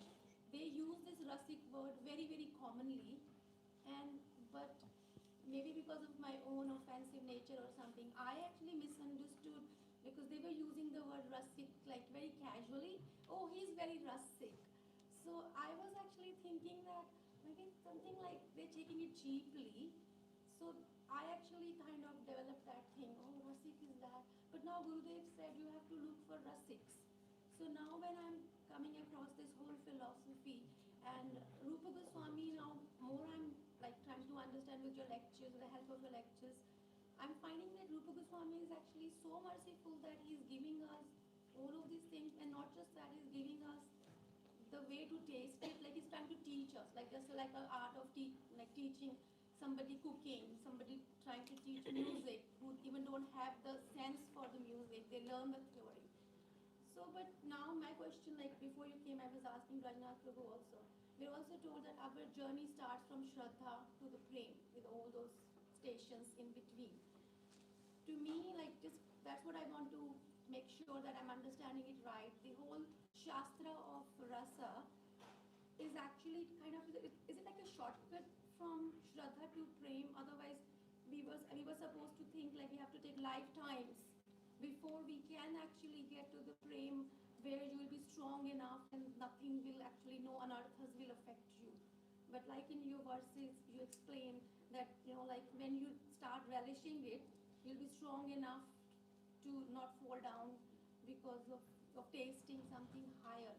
So and where exactly this Shastra of studying the rasa Rupa Goswami wanted us Yeah. to put in our journey? All right. So, what role does rasa play in our journey of progress? The study of rasa. Yeah. I feel I don't have the taste, but I'm trying to think that Rupa Goswami is trying to teach me All right. how to taste it. Sure. The central literature of the sampradaya is based on rasa. Bhakti, rasa, amrit, sindhu. So the crux of the sampradaya is based on an understanding of the principle of bhakti rasa. There is a difference between rasa in the mundane world, which is called prakrit rasa, and rasa in bhakti, which is called bhakti rasa. Rasa in the mundane world also is not mundane, according to authors of poetics. It has a supramundane aspect to it. But bhakti rasa is completely supramundane. It is beyond this particular material world. In any case, our entire path is of relishing bhakti rasa, and the reason being Srimad Bhagavatam itself is based on bhakti rasa. In the 3rd verse of the Bhagavatam, the eligible person for Srimad Bhagavatam is specified as a rasik. A rasik is a connoisseur of rasa. Rasa is experienced in 2 ways: drishya kavya, shravya kavya. Drishya kavya is if you see a particular drama on a stage happening in front of you, it's called drishya kavya. Shravya kavya is if you hear a particular narration. You don't see anything on a stage, you hear a particular narration, the stage is within your heart. That is called shravya kavya. So drishya kavya and shravya kavya. These are the 2 ways specified by the previous acharyas for experiencing bhakti rasa. Now, when we get along with individuals who are rasika, and what is the meaning of rasika? A particular person who becomes so absorbed in the narrations of Sri Krishna that they lose their sense of identity for that particular time, and they become fully absorbed in that particular pastime. And they start experiencing what is known as anubhav, after effects of experience of that rasa. Now, we can label somebody as a rasik, That's a fact. We can label anybody as a rasik. But unless that person has the capability of ras charvana is the capability of extracting rasa and tasting rasa from a particular pastime of Bhagwan, from a particular name, form of Bhagwan. Till that point of time, that person is not truly a rasik. And my Gurujanas used to say that although Srimad Bhagavatam is compared to a mango fruit, it is easiest to extract rasa from a mango fruit, isn't it? But when you look in actuality and you consider the condition of the entities in the world, to extract rasa from devotional literature sometimes is like extracting rasa from a jackfruit. Isn't it? There's a big difference. Because you can't extract rasa easily from a jackfruit. There is rasa within a jackfruit also, it's very sweet. If it's ripe. Yeah, it's ripe. Yeah, it's ripe, of course. But you get a jackfruit and you see the outside, how does it look out on the outside? Yeah, it's spiky. And that's how Srimad Bhagavatam appears to many people.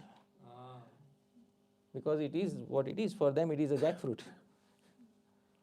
So then you need a rasik, somebody who can crack it open.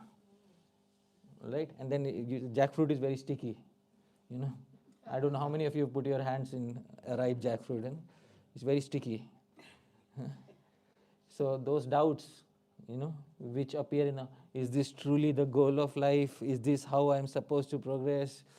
Will I really attain? It's like that stickiness which you have to get rid of.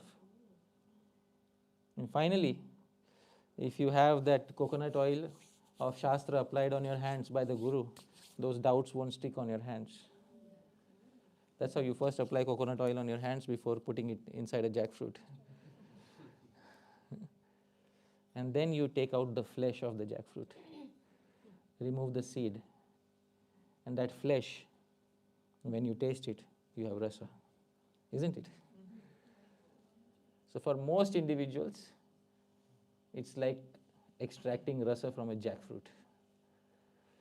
And therefore, this term rasika may be used commonly, but unless somebody can help us extract that juice in our personal life and teach us how to do that, till that point of time, there may be rasikas in the world, but we have not found that rasika who is like-minded to us. And we have to find that rasika because Sri Rupa Goswami says that sajati yashaya snigdhe sadhu sangha svatovare. Yeah. Associate with those who are like-minded. And how do you know they are like-minded? In their association, you are immediately able to taste the jackfruit, which otherwise is very difficult. So that's how. So many times we listen to katha, it doesn't, it doesn't give any taste. Why? Jackfruit. From outside. Outside, from outside. Jackfruit. But then comes a rasik, he smashes it, apply coconut oil, pull it out, take out the seeds and gives it in your hand. Take. All right?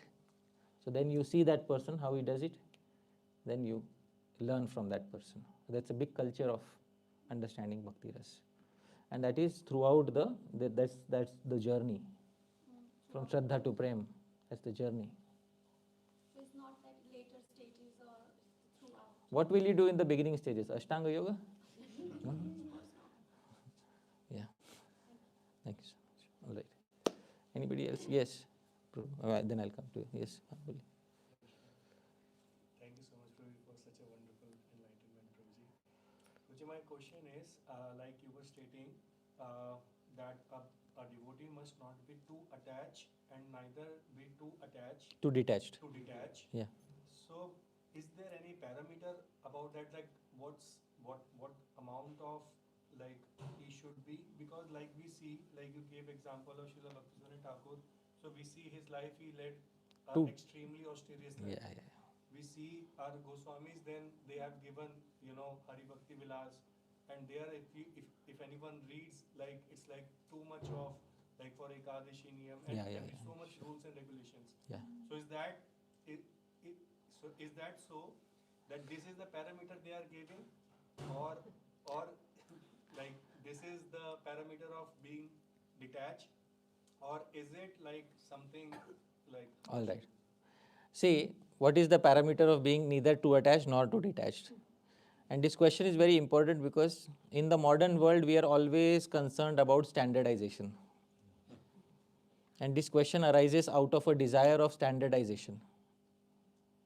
So we need to make a standard that this is what is neither too attached nor too detached. But tradition doesn't work on standardization. That is not how it works. I'll ask a question and all of you answer in yes or no. I'm just speaking of material nature. Does material nature create two trees exactly the same? No. Two branches on the same tree exactly the same? Two leaves on the same branch exactly the same? No. Then how can two individuals be the same? Is it possible? No. So when we are trying to live somebody else's life, we are basically trying to imitate a particular personality which is not our innate nature. Examples are quoted from Sri Raghunath Das Goswami, from Srila Bhakti Siddhanta Saraswati Thakur Prabhupada. These examples are very good. Examples should also be quoted from Sri Rai Ramanand, from Sri Jayadev Goswami, Sri Pundarik Vidyanidhi. But those examples are not often quoted. Why? We should make all of these devotees, bring all of them together and ask them what is the standard of neither too attached nor too detached. Sri Pundarik Vidyanidhi will say, well, I consume betel nut. Isn't it? That's what he will. Vamsidas Babaji, yeah. Sri Pundarik Vidyanidhi will say, I consume betel nut, I have 10 fingers, 10 rings. Sapphire, diamond, ruby. And then there is a third person who will say that is not for you. For you there is detachment. I hope you are able to say. Huh? There is a third person who, in the corner, who doesn't want you to take that standard. So the custodian of regulated devotional service will tell you not to do that.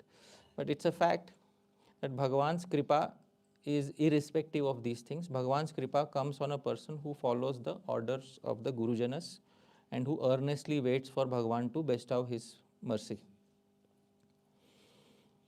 Neither too attached nor too detached is relative for the situation of a particular person because different devotees are in different varnas and ashramas.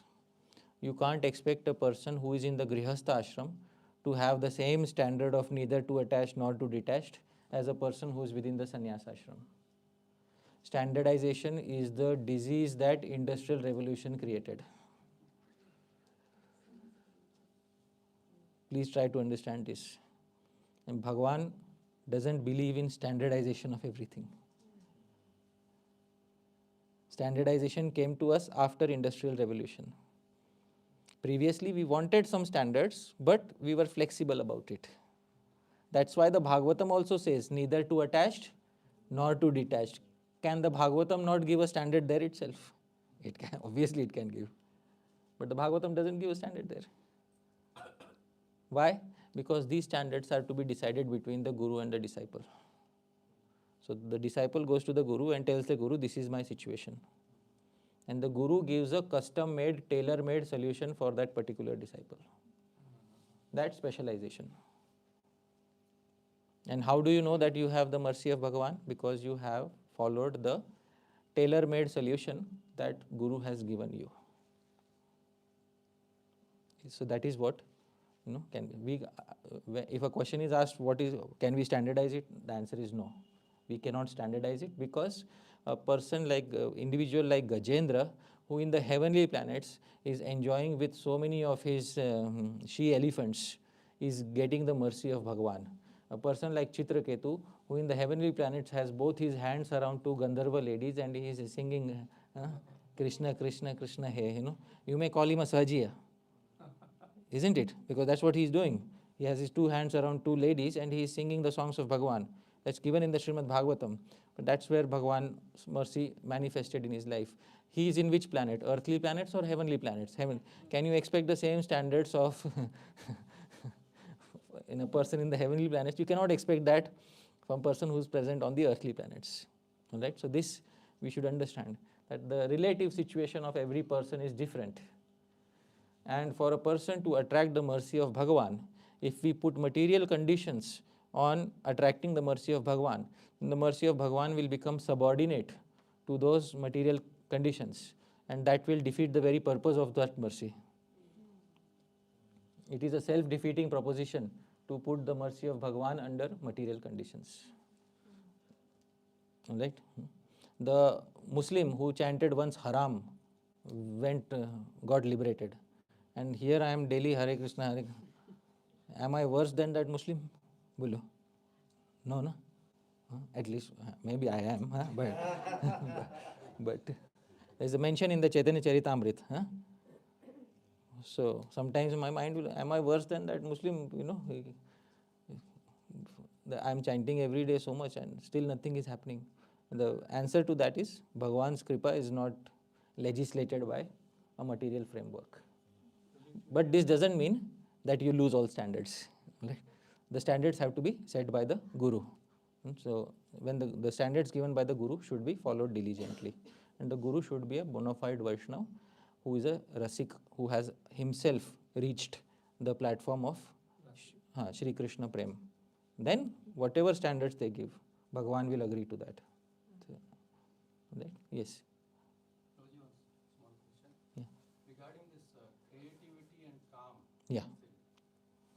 Because we are doing some research, we have come from Radhapur. No. We have university, especially for Prabhupada, studying this. Prabhupada said in one of his quote that there are many universities to study different departments of knowledge, but there is no university, no institution to study the constitutional position of the soul. So we are working on that. And this creativity, what you said, is compared to with calm. So if you have some time, you want to speak on that aspect. This is the 64 arts Yeah. which is mentioned, which is belonging to Radharani. So Prabhuji is here. He has come all the way from, we have come all from Radhapur. Oh, wonderful. And he has a special subject on that. And we are preaching all over the world. And we have many Yeah. devotees following. Yeah. We want to speak on that small aspect because that is connected with our eternal, this is what we are trying to express. through Sure. that 64 hours. Chosat Kala. Prabhuji's name is Shastra Priya Prabhu. Okay. He has actually, because why we came here, because of this Rupa Goswami's Padyāvalī. Lot of books on Sri Rupa Goswami, and based on that he has created this, the creativity what you talked, the 64 arts we have connected, and it is all connected to our Ashta Sakhis. That much level we have reached, and it's all coming from Ujjwal Nilmani, Rupa Goswami Padyāvalī. So should I read the 64 art? No, that we are aware. Just I want to give the concept, right? No, that concept also I am aware. If there is a specific question regarding that you have, I will, 64 arts I will specify. Okay. 64 arts. Art, how it is connected with the soul. Okay. Okay. So actually, I deciding Radha Kund. So I'm past 4 or 5 years. I'm meditating especially on this topic. Particular the 11 identity, right? Yeah. So among them, when I read the Jaya Dharma, the particular Bhaktivinoda Thakur, especially written that the gun, particular the one word is the gun. Gana. Group. So in that group, Narayan Maharaj very specifically written that we have to live under the 8 Sakhi. Right? Every living entity comes under ultimately 8 Sakhi. This is the first circle. So when I meditated, then I found that when I read the Brahm Samhita, there is a 64 art. Yes. and which is especially written by Bhakti Siddhanta Saraswati Thakur Maharaj, that it is whole the 64 art is whole Nitya Leela is nothing but the composition of expression of 64 art. Yeah. So when this statement I found, then whole Astakali Leela I found. When I see, visualize, the whole 64 art is different time. Yeah. You know, see. So I meditated again, and then I connected with all 8 Sakhi. So like Lalita Sakhi have 8 art, Vishakha have 8 art, Chitra have 8 art. So this all I found, and then I connected. So Rasanand Prabhu in between coming nowadays to me, and then he approached me because I don't have mobile, I'm not putting mobile in anything. So Rasanand, I have so much ecstasy. So Rasanand Prabhu come to me and then telling that I have a nice experience to Gurukul. So can you Prabhuji help me regarding that the 64 art? So I am very much ecstasy because I have surplus. So where to share? Because people are in very confused stage. So whether this art is how connected with each and every Shakhi. There is no mention in the scriptures. Right? So this is again bewildering. So when so many US devotee in a Radha Kund I share, then it's very happy. But where I to share with Indian devotee? People are not believing that how you are going on that sweetest level. But unfortunately, fortunately, the Rasanand will come to me, and then I share with Rasanand Prabhu. So he just channelized, and more than 100 devotees I interviewed now, and then all find exact same Sakhi. Just I questioning 5 or 10 questions, and then I just connect and catching the soul. So I have so much confidence on my chart because I have big chart on all the Sakhis, each and every Sakhi. So each living entity I am now seeing under some Sakhi. So either you had a question or he had a question. Yeah, myself. Yeah. So the creativity, what you were saying, Yeah. you were comparing it to calm. So what my question was that the creativity which you talk, as you said, somebody has a kala of cooking, somebody has kala of painting. Actually, all it is connected with the 64 arts. That is what I wanted See, to say. in the Manusmriti it is written, Yes. Sarvam kamasya cheshtitam. All creativity is a manifestation of which Purushartha? Kam. Whatever you see, creative tendency in the world, in the akamayat, he desired. In the beginning of the creation, he desired.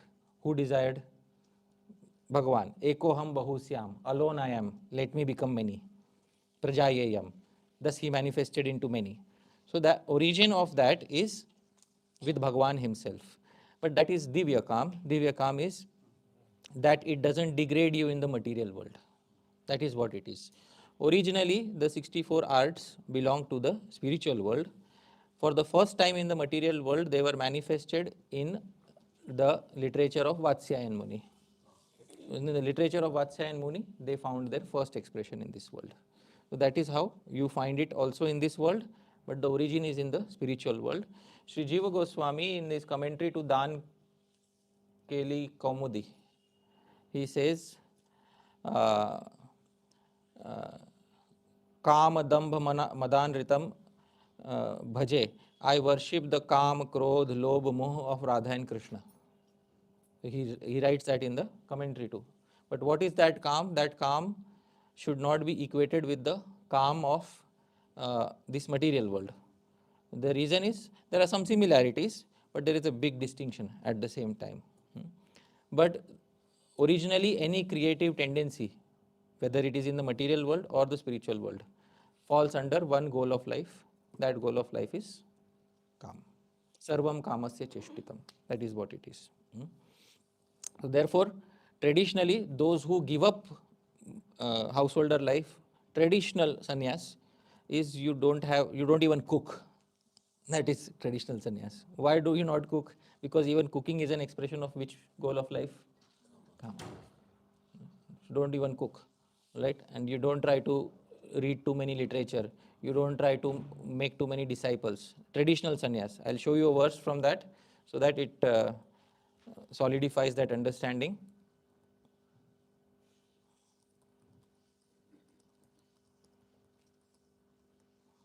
This is for the sannyasi. 7:13:8. न शिष्यान अनुबध्नीत ग्रंथान नैवाभ्यसेत बहु न व्याख्याम उपयुंजित नारंभान आरभेत क्वचित. Mataji, can you read the translation? A sannyasi must not present allurements of material benefits to gather many disciples, nor should he unnecessarily read many books or give discourses as a means of livelihood. He must never attempt to increase material opulences unnecessarily. Because all of that is a manifestation of which Purushartha? Kama. That's why. That's traditional sannyas.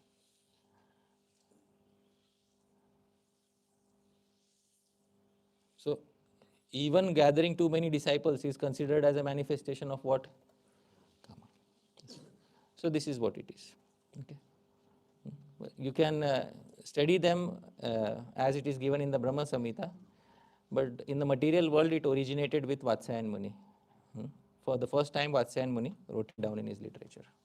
Even Prabhuji, regarding to that sannyasi is that even what we studied from the Ujjwal Nilmani and Rupa Goswami's scripture, it says that the souls which are categorized under Tungvidya Sakhi, she has that one concept that is Vairagya.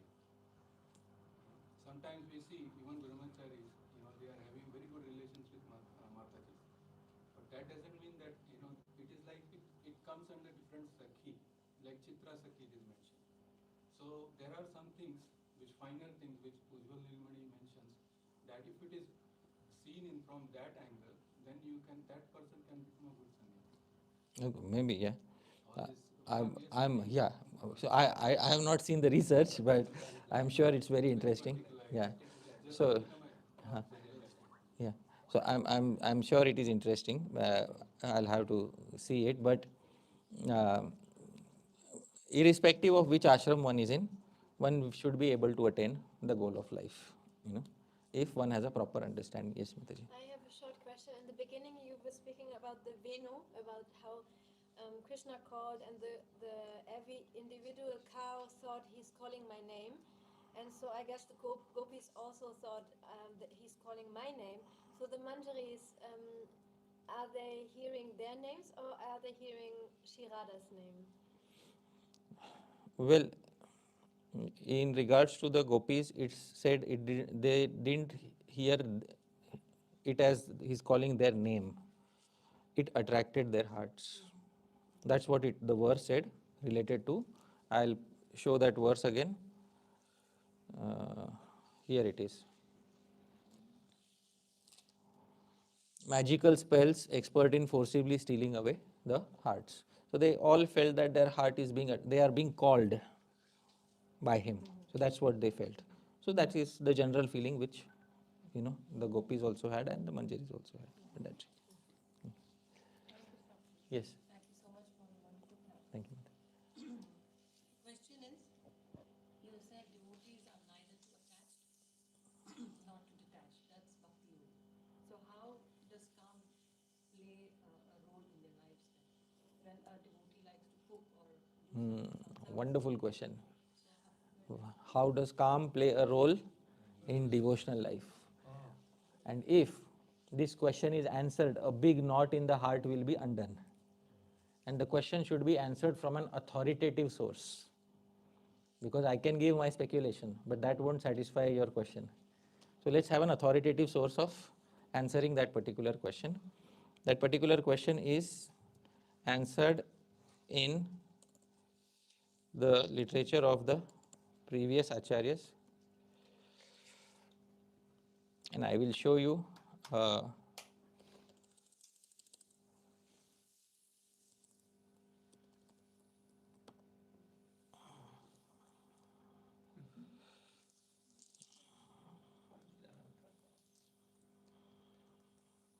this is Sri Narottam Das Thakur's Prem Bhakti Chandrika, and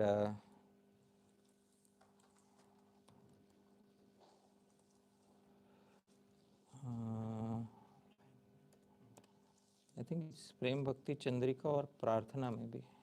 It is in Prarthana. Let me, yeah.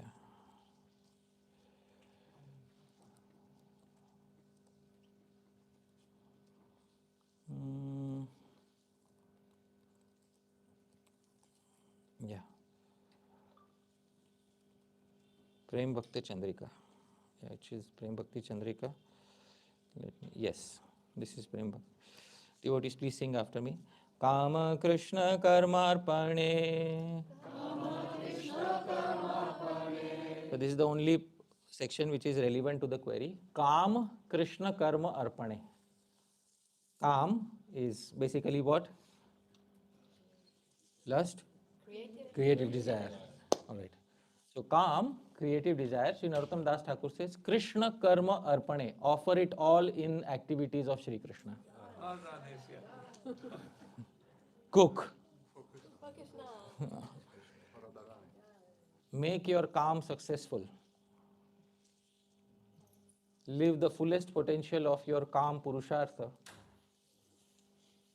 Because for long, those who have denied calm purushartha, they are struggling and they are saying what to do with our creative tendencies. And Sri Narottam Das Thakur directly says, see in the English translation it says lust. And says lust, use it in deeds of Krishna. Now, many years I thought, how can I use lust in activities related to Krishna? Because lust is a very specific meaning of calm. But the meaning of calm which Sri Narottam Das Thakur is saying is the one which Vatsyayan Muni has given. Creative tendencies are known as calm. And Krishna Karma Arpane. And Sri Narottam Das Thakur says, Arpan. Offer all of those tendencies in Krishna Karma. Don't you have 64 arts in Krishna Karma? Yes. Of course you have. So offer them to Sri Bhagavan. That's how you make your calm Purusharth successful. So devotees will live the full potential of their third goal of human life. Which is the third goal of human life? Kama. But it will become successful not because it is used for self-enjoyment, but because it is used for giving pleasure to whom? Sri Krishna. That's it. I hope that answers your query. That's straight Sri Narottam Das Thakur. Right? Beautiful decorations. Praman. Hence proved, as we say. Hence proved. Use your calm in all the creative tendencies of the world and offer it to Bhagavan Sri Krishna. Right? Just a clarification, when Prabhupada says dovetailing of propensities in Krishna's service. Same. Same thing. Yeah? Propensities in the world That's right. are manifestation of which goal of life? Okay. Please tell me. Your desires. Yeah. So desires is which goal of life? Calm. Calm. So it's the same thing. Of course. Just said in different language. One meaning of calm is desire. I hope you are able to understand. One meaning of calm is also what? Desire. Calm Krishna Karmarpane. Make your calm successful. Because Sri Rupa Goswami will never say you become calm shunya. Yes. You can't become desireless. Free. If you become complete zero in desires, then what will you offer to Bhagavan? No relationship. What will you offer to Bhagavan? You go ask an Ashtang yogi, can he make a floor decoration for Bhagavan? He will say, I don't believe. What floor decoration? It's all Maya. I hope you are able to understand. You ask a Gaudiya Vaishnava, will you make a floor decoration for Sri Krishna on Deepavali? Oh yeah, why not? That's the difference between a Gaudiya Vaishnava and an Ashtang yogi. So I hope that clarifies. Stopping desires against engaging desires. Yeah. Yes. So then this would include relationships also, like even if one is not involved with man, woman, I still want friendships with nice ladies. Yeah. So I want to enjoy my friends. That would Sure. also be, so I want to make, for Krishna would be relationships with the devotees of the Lord. So every individual has some relationships in the material world. Somebody may have many good friends, and in the association of friends, they may have a lot of fun, isn't it? What do we do? Is it wrong or sinful? No. All right. So there is a verse, specific verse in the Shastra, which, because it's a very sensitive topic, I cannot speak anything without giving a praman. Isn't it? Huh? Anything I speak out of my mind, it can be incorrect. But if I give a praman, it is very nice. Sri Jiva Goswami quotes.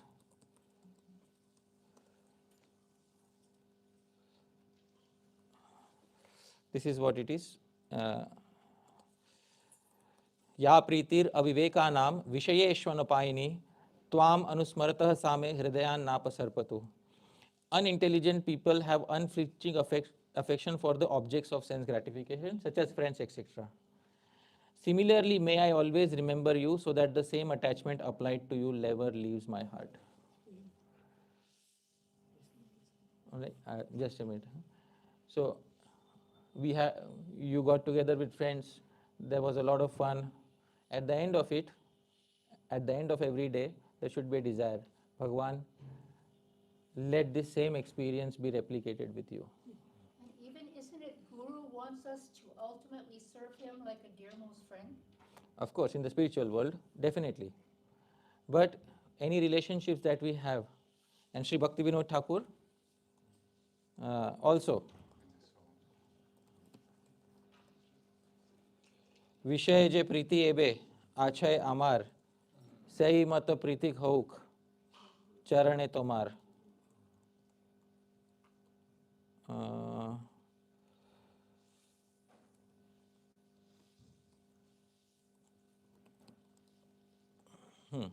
विषय जे प्रीति एबे आछय आमार सही मत प्रीति होक चरणे तुम्हार. Mataji, can you read the translation? As much attachment as I now have for worldly affairs, I pray that a similar degree of attachment may develop for your holy feet. That's it. It's a very simple prayer. It is not rocket science. But it's a different aspect of what I was asking. Yeah. Because if therefore I give all my friendship attachment to Krishna, what about making friends with the devotees of the Lord who remind me of Krishna, remind me of Harikatha? By your natural instinct, if you feel that you should have friendship with the devotees, you go make friends with the devotees. But ultimately it's for Krishna. That attachment, you pray for it to be transferred to Bhagwan. To do nothing inorganically, to do nothing artificially. That is how Bhakti Yoga is susukham kartum. It is done with great happiness. And sometimes we make it ku dukkham kartum ave. Huh? We execute Bhakti Yoga with tremendous distress.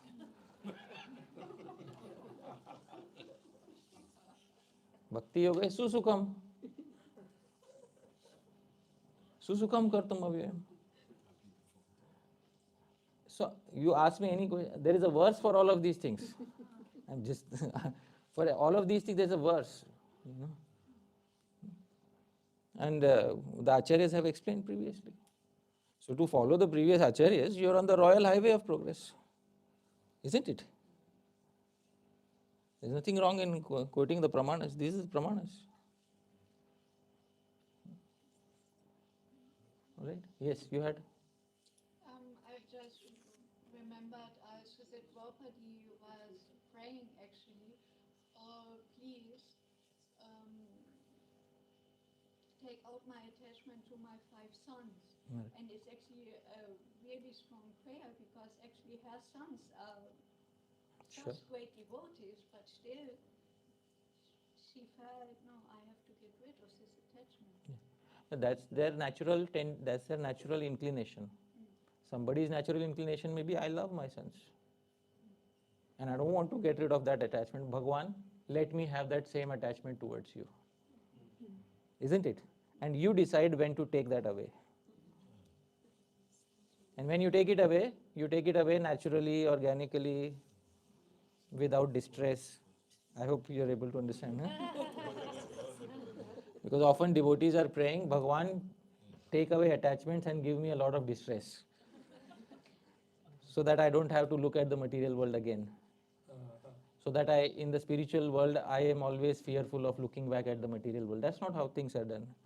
The thing is, what is our natural tendency in bhakti? Swabhav. And there's a verse for that. So, to speak nothing without quoting a verse. I'm sorry, it's getting late, Prabhu? No. Okay. No. 11th canto. Kayena vacha manasendriyairva buddhyatmana va anusrita swabhavat. And Mataji, you kindly read. In accordance with the particular nature one has acquired in conditioned life. Once again, in accordance with the particular nature. That one. Yeah. Once again. In accordance with the particular nature one has acquired in conditioned life. Yes. So if your natural tendency is that I want to give up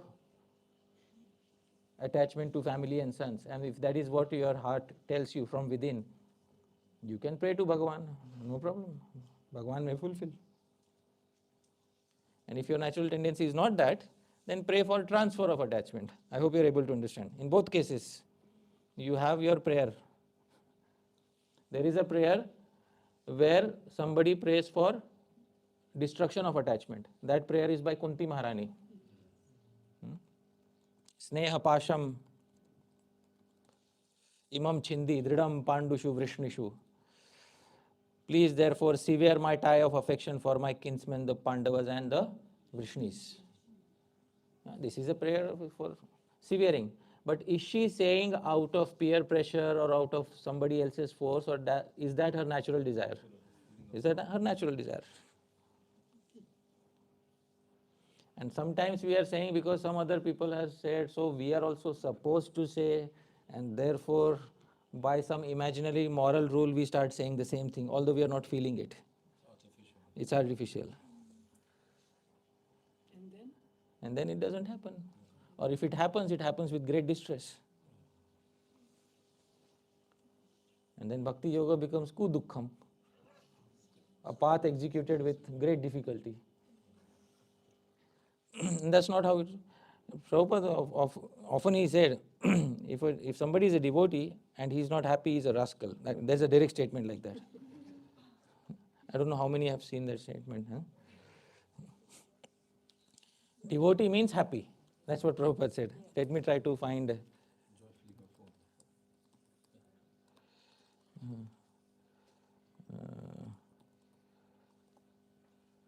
Yeah. Here is a conversation. Often the devotee thinks he is more unhappy than the karmis. Yeah. Because he knows he is unhappy. Prabhupada. That means he is not a devotee. He is not a devotee? This is actually there should be a question mark here. Huh? He is not a devotee? Prabhupada. Yes, he is not a devotee. Devotee means the first sign will be happy. Brahma bhuta prasannatma. Na shochati na kankshati. If he is not prasannatma, he is a rascal. So you can use the art of abusing others in the service of Bhagavan. I hope you are able to understand. You can call somebody a rascal because actually, no previous acharyas, if you see previous acharyas, they don't use strong words. Isn't it? But here is the art of using strong words in the service of Bhagavan.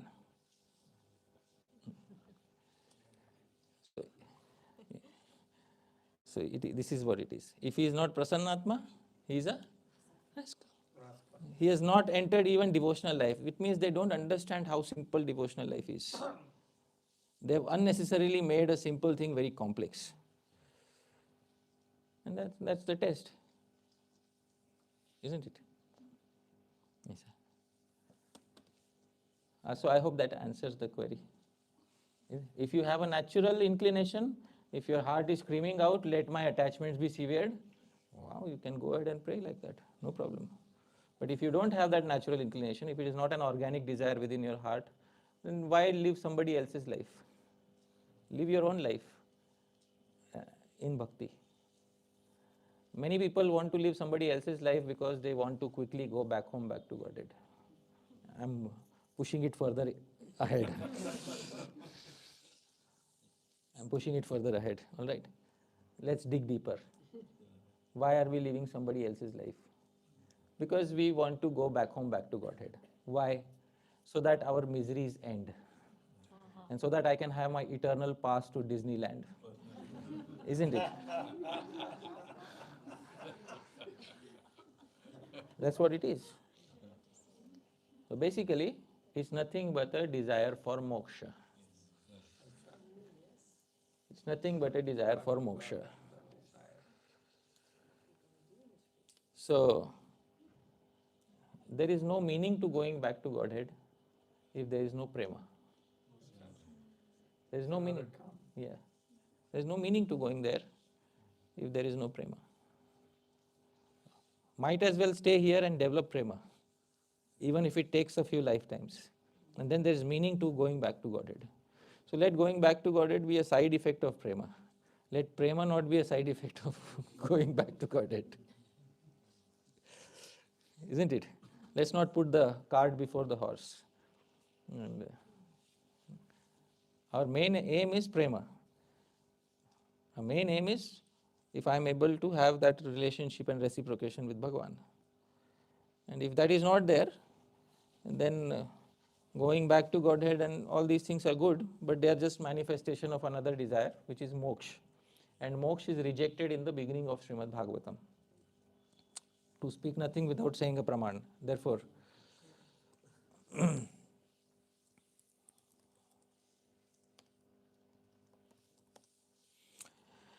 please repeat. Prashabdena mokshabhisandhir api nirastha iti.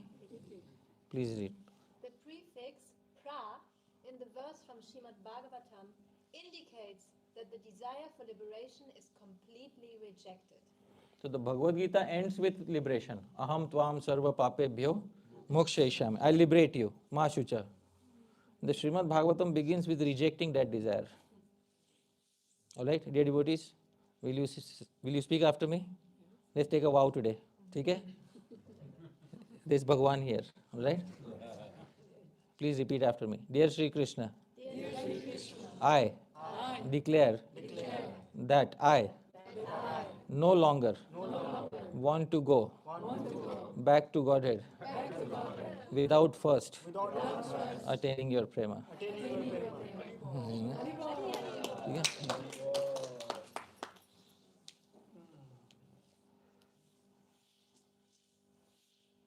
Oh, that you will suffer in the world? Yes, I will suffer in the world.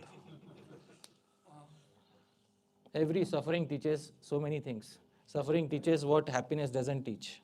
Suffering is my great friend. Dear devotees, let's not be afraid of suffering and try to run away from the world. Suffering teaches many things. Dukkha is our constant friend in this world. Yeah. So therefore, even if you have to stay for a few lifetimes, that is up to Bhagavan. That's up to Bhagavan. We don't have that desire. That is how the Srimad Bhagavatam begins. So when the Srimad Bhagavatam begins, you have to unlearn many things that you have been taught in the Bhagavad Gita. Isn't it? And the most important thing being moksha. Because Bhagavad Gita in the end promises moksha. There's nothing after that.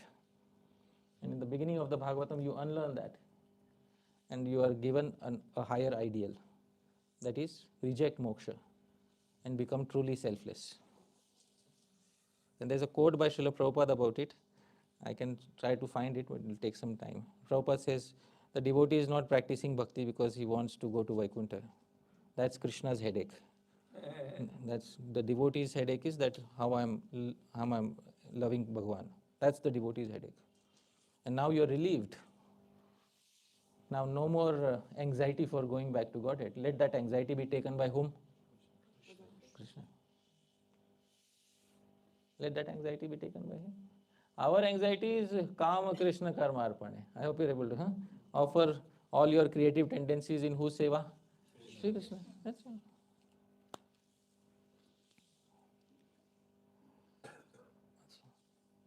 And live happily.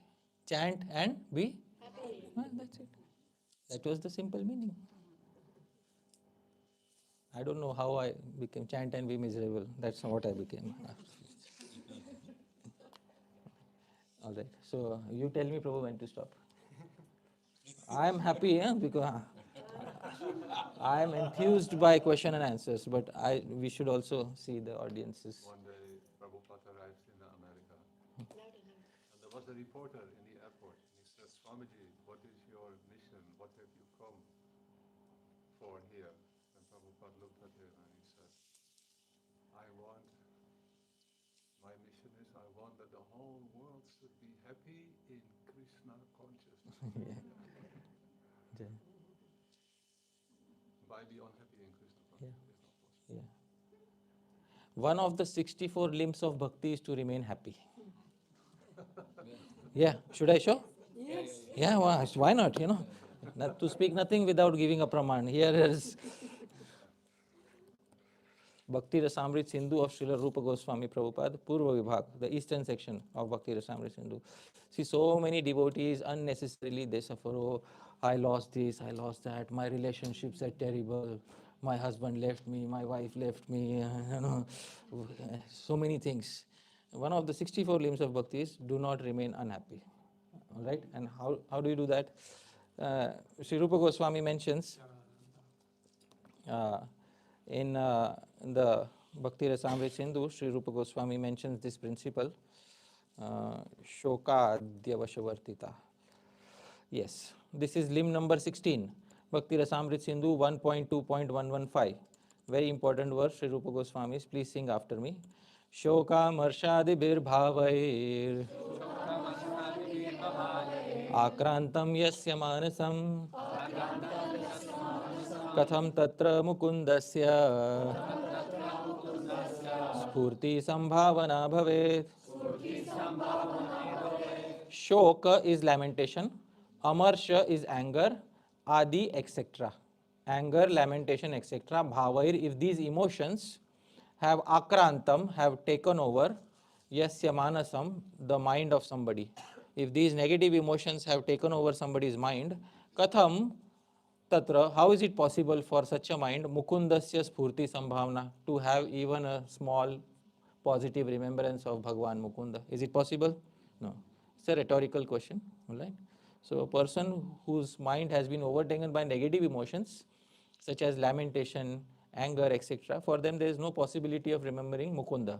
And the devotee is the most important principle of bhakti is smartavyaha satatam vishnur vismartavyona jatuchit. Always remember Krishna, never forget Krishna. And all other rules are subordinate to this. So any unhappiness which goes against one's remembrance of Bhagwan is also to be given up as soon as possible. As soon, organically, as soon as possible. Sri Rupa Goswami and Sanatana Goswami lost their brother Anupam when they were visiting Prayagraj, and when they did not exhibit much sorrow when they met Chaitanya Mahaprabhu. They said, Ganga Vaschila, he attained the Ganga. That's what they said. What happened to Anupam? He attained the Ganga. It's not that Sri Rupa goes, oh my goodness, why do you are Bhagavan on planet Earth in front of me? How in your presence my brother died? I am in depression. Please tell me how to come out of it. That's not Rupa Goswami. So even the most severest of tragedies, the devotees know how to handle. Our tragedy is we are not able to remember Krishna. That is our true tragedy. That is, if we can take care of that, other things are, more or less taken care of. Ashram, Varna, these are secondary things. All right? So, I hope that made sense. Okay. I think everybody's questions are answered. Tomorrow, 11 a.m., we start again. We'll dive further into Sri Padyāvalī. We'll try to look into more verses. And we'll try to see, also have an understanding of how the previous acharyas expect us to approach Madhurya Ras, and are there any precautions that previous acharyas tell us about Madhurya Ras? What precautions should be taken care of? One precaution, if it is taken care of, it takes care of all the other precautions. So what is that central precaution, which if taken care of, will take care of all the other precautions? And then gradually we can start entering into some relishment of that. Okay? Well, thank you very much. Hare Krishna.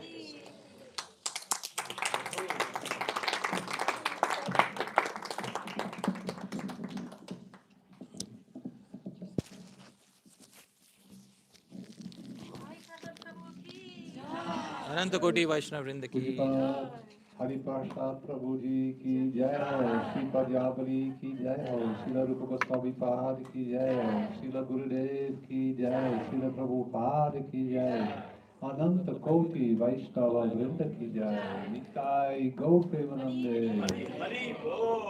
Tomorrow, devotees, if you just one request, use your creativity to come here at 11 o'clock. And don't worry about cooking for lunch. Yeah. We will have prasadam tomorrow after 3 hours, 4 hours. Harikatha. Yeah. Bring a bottle of water or anything. Or just forget everything and submerge yourself in the happiness of Krishna consciousness.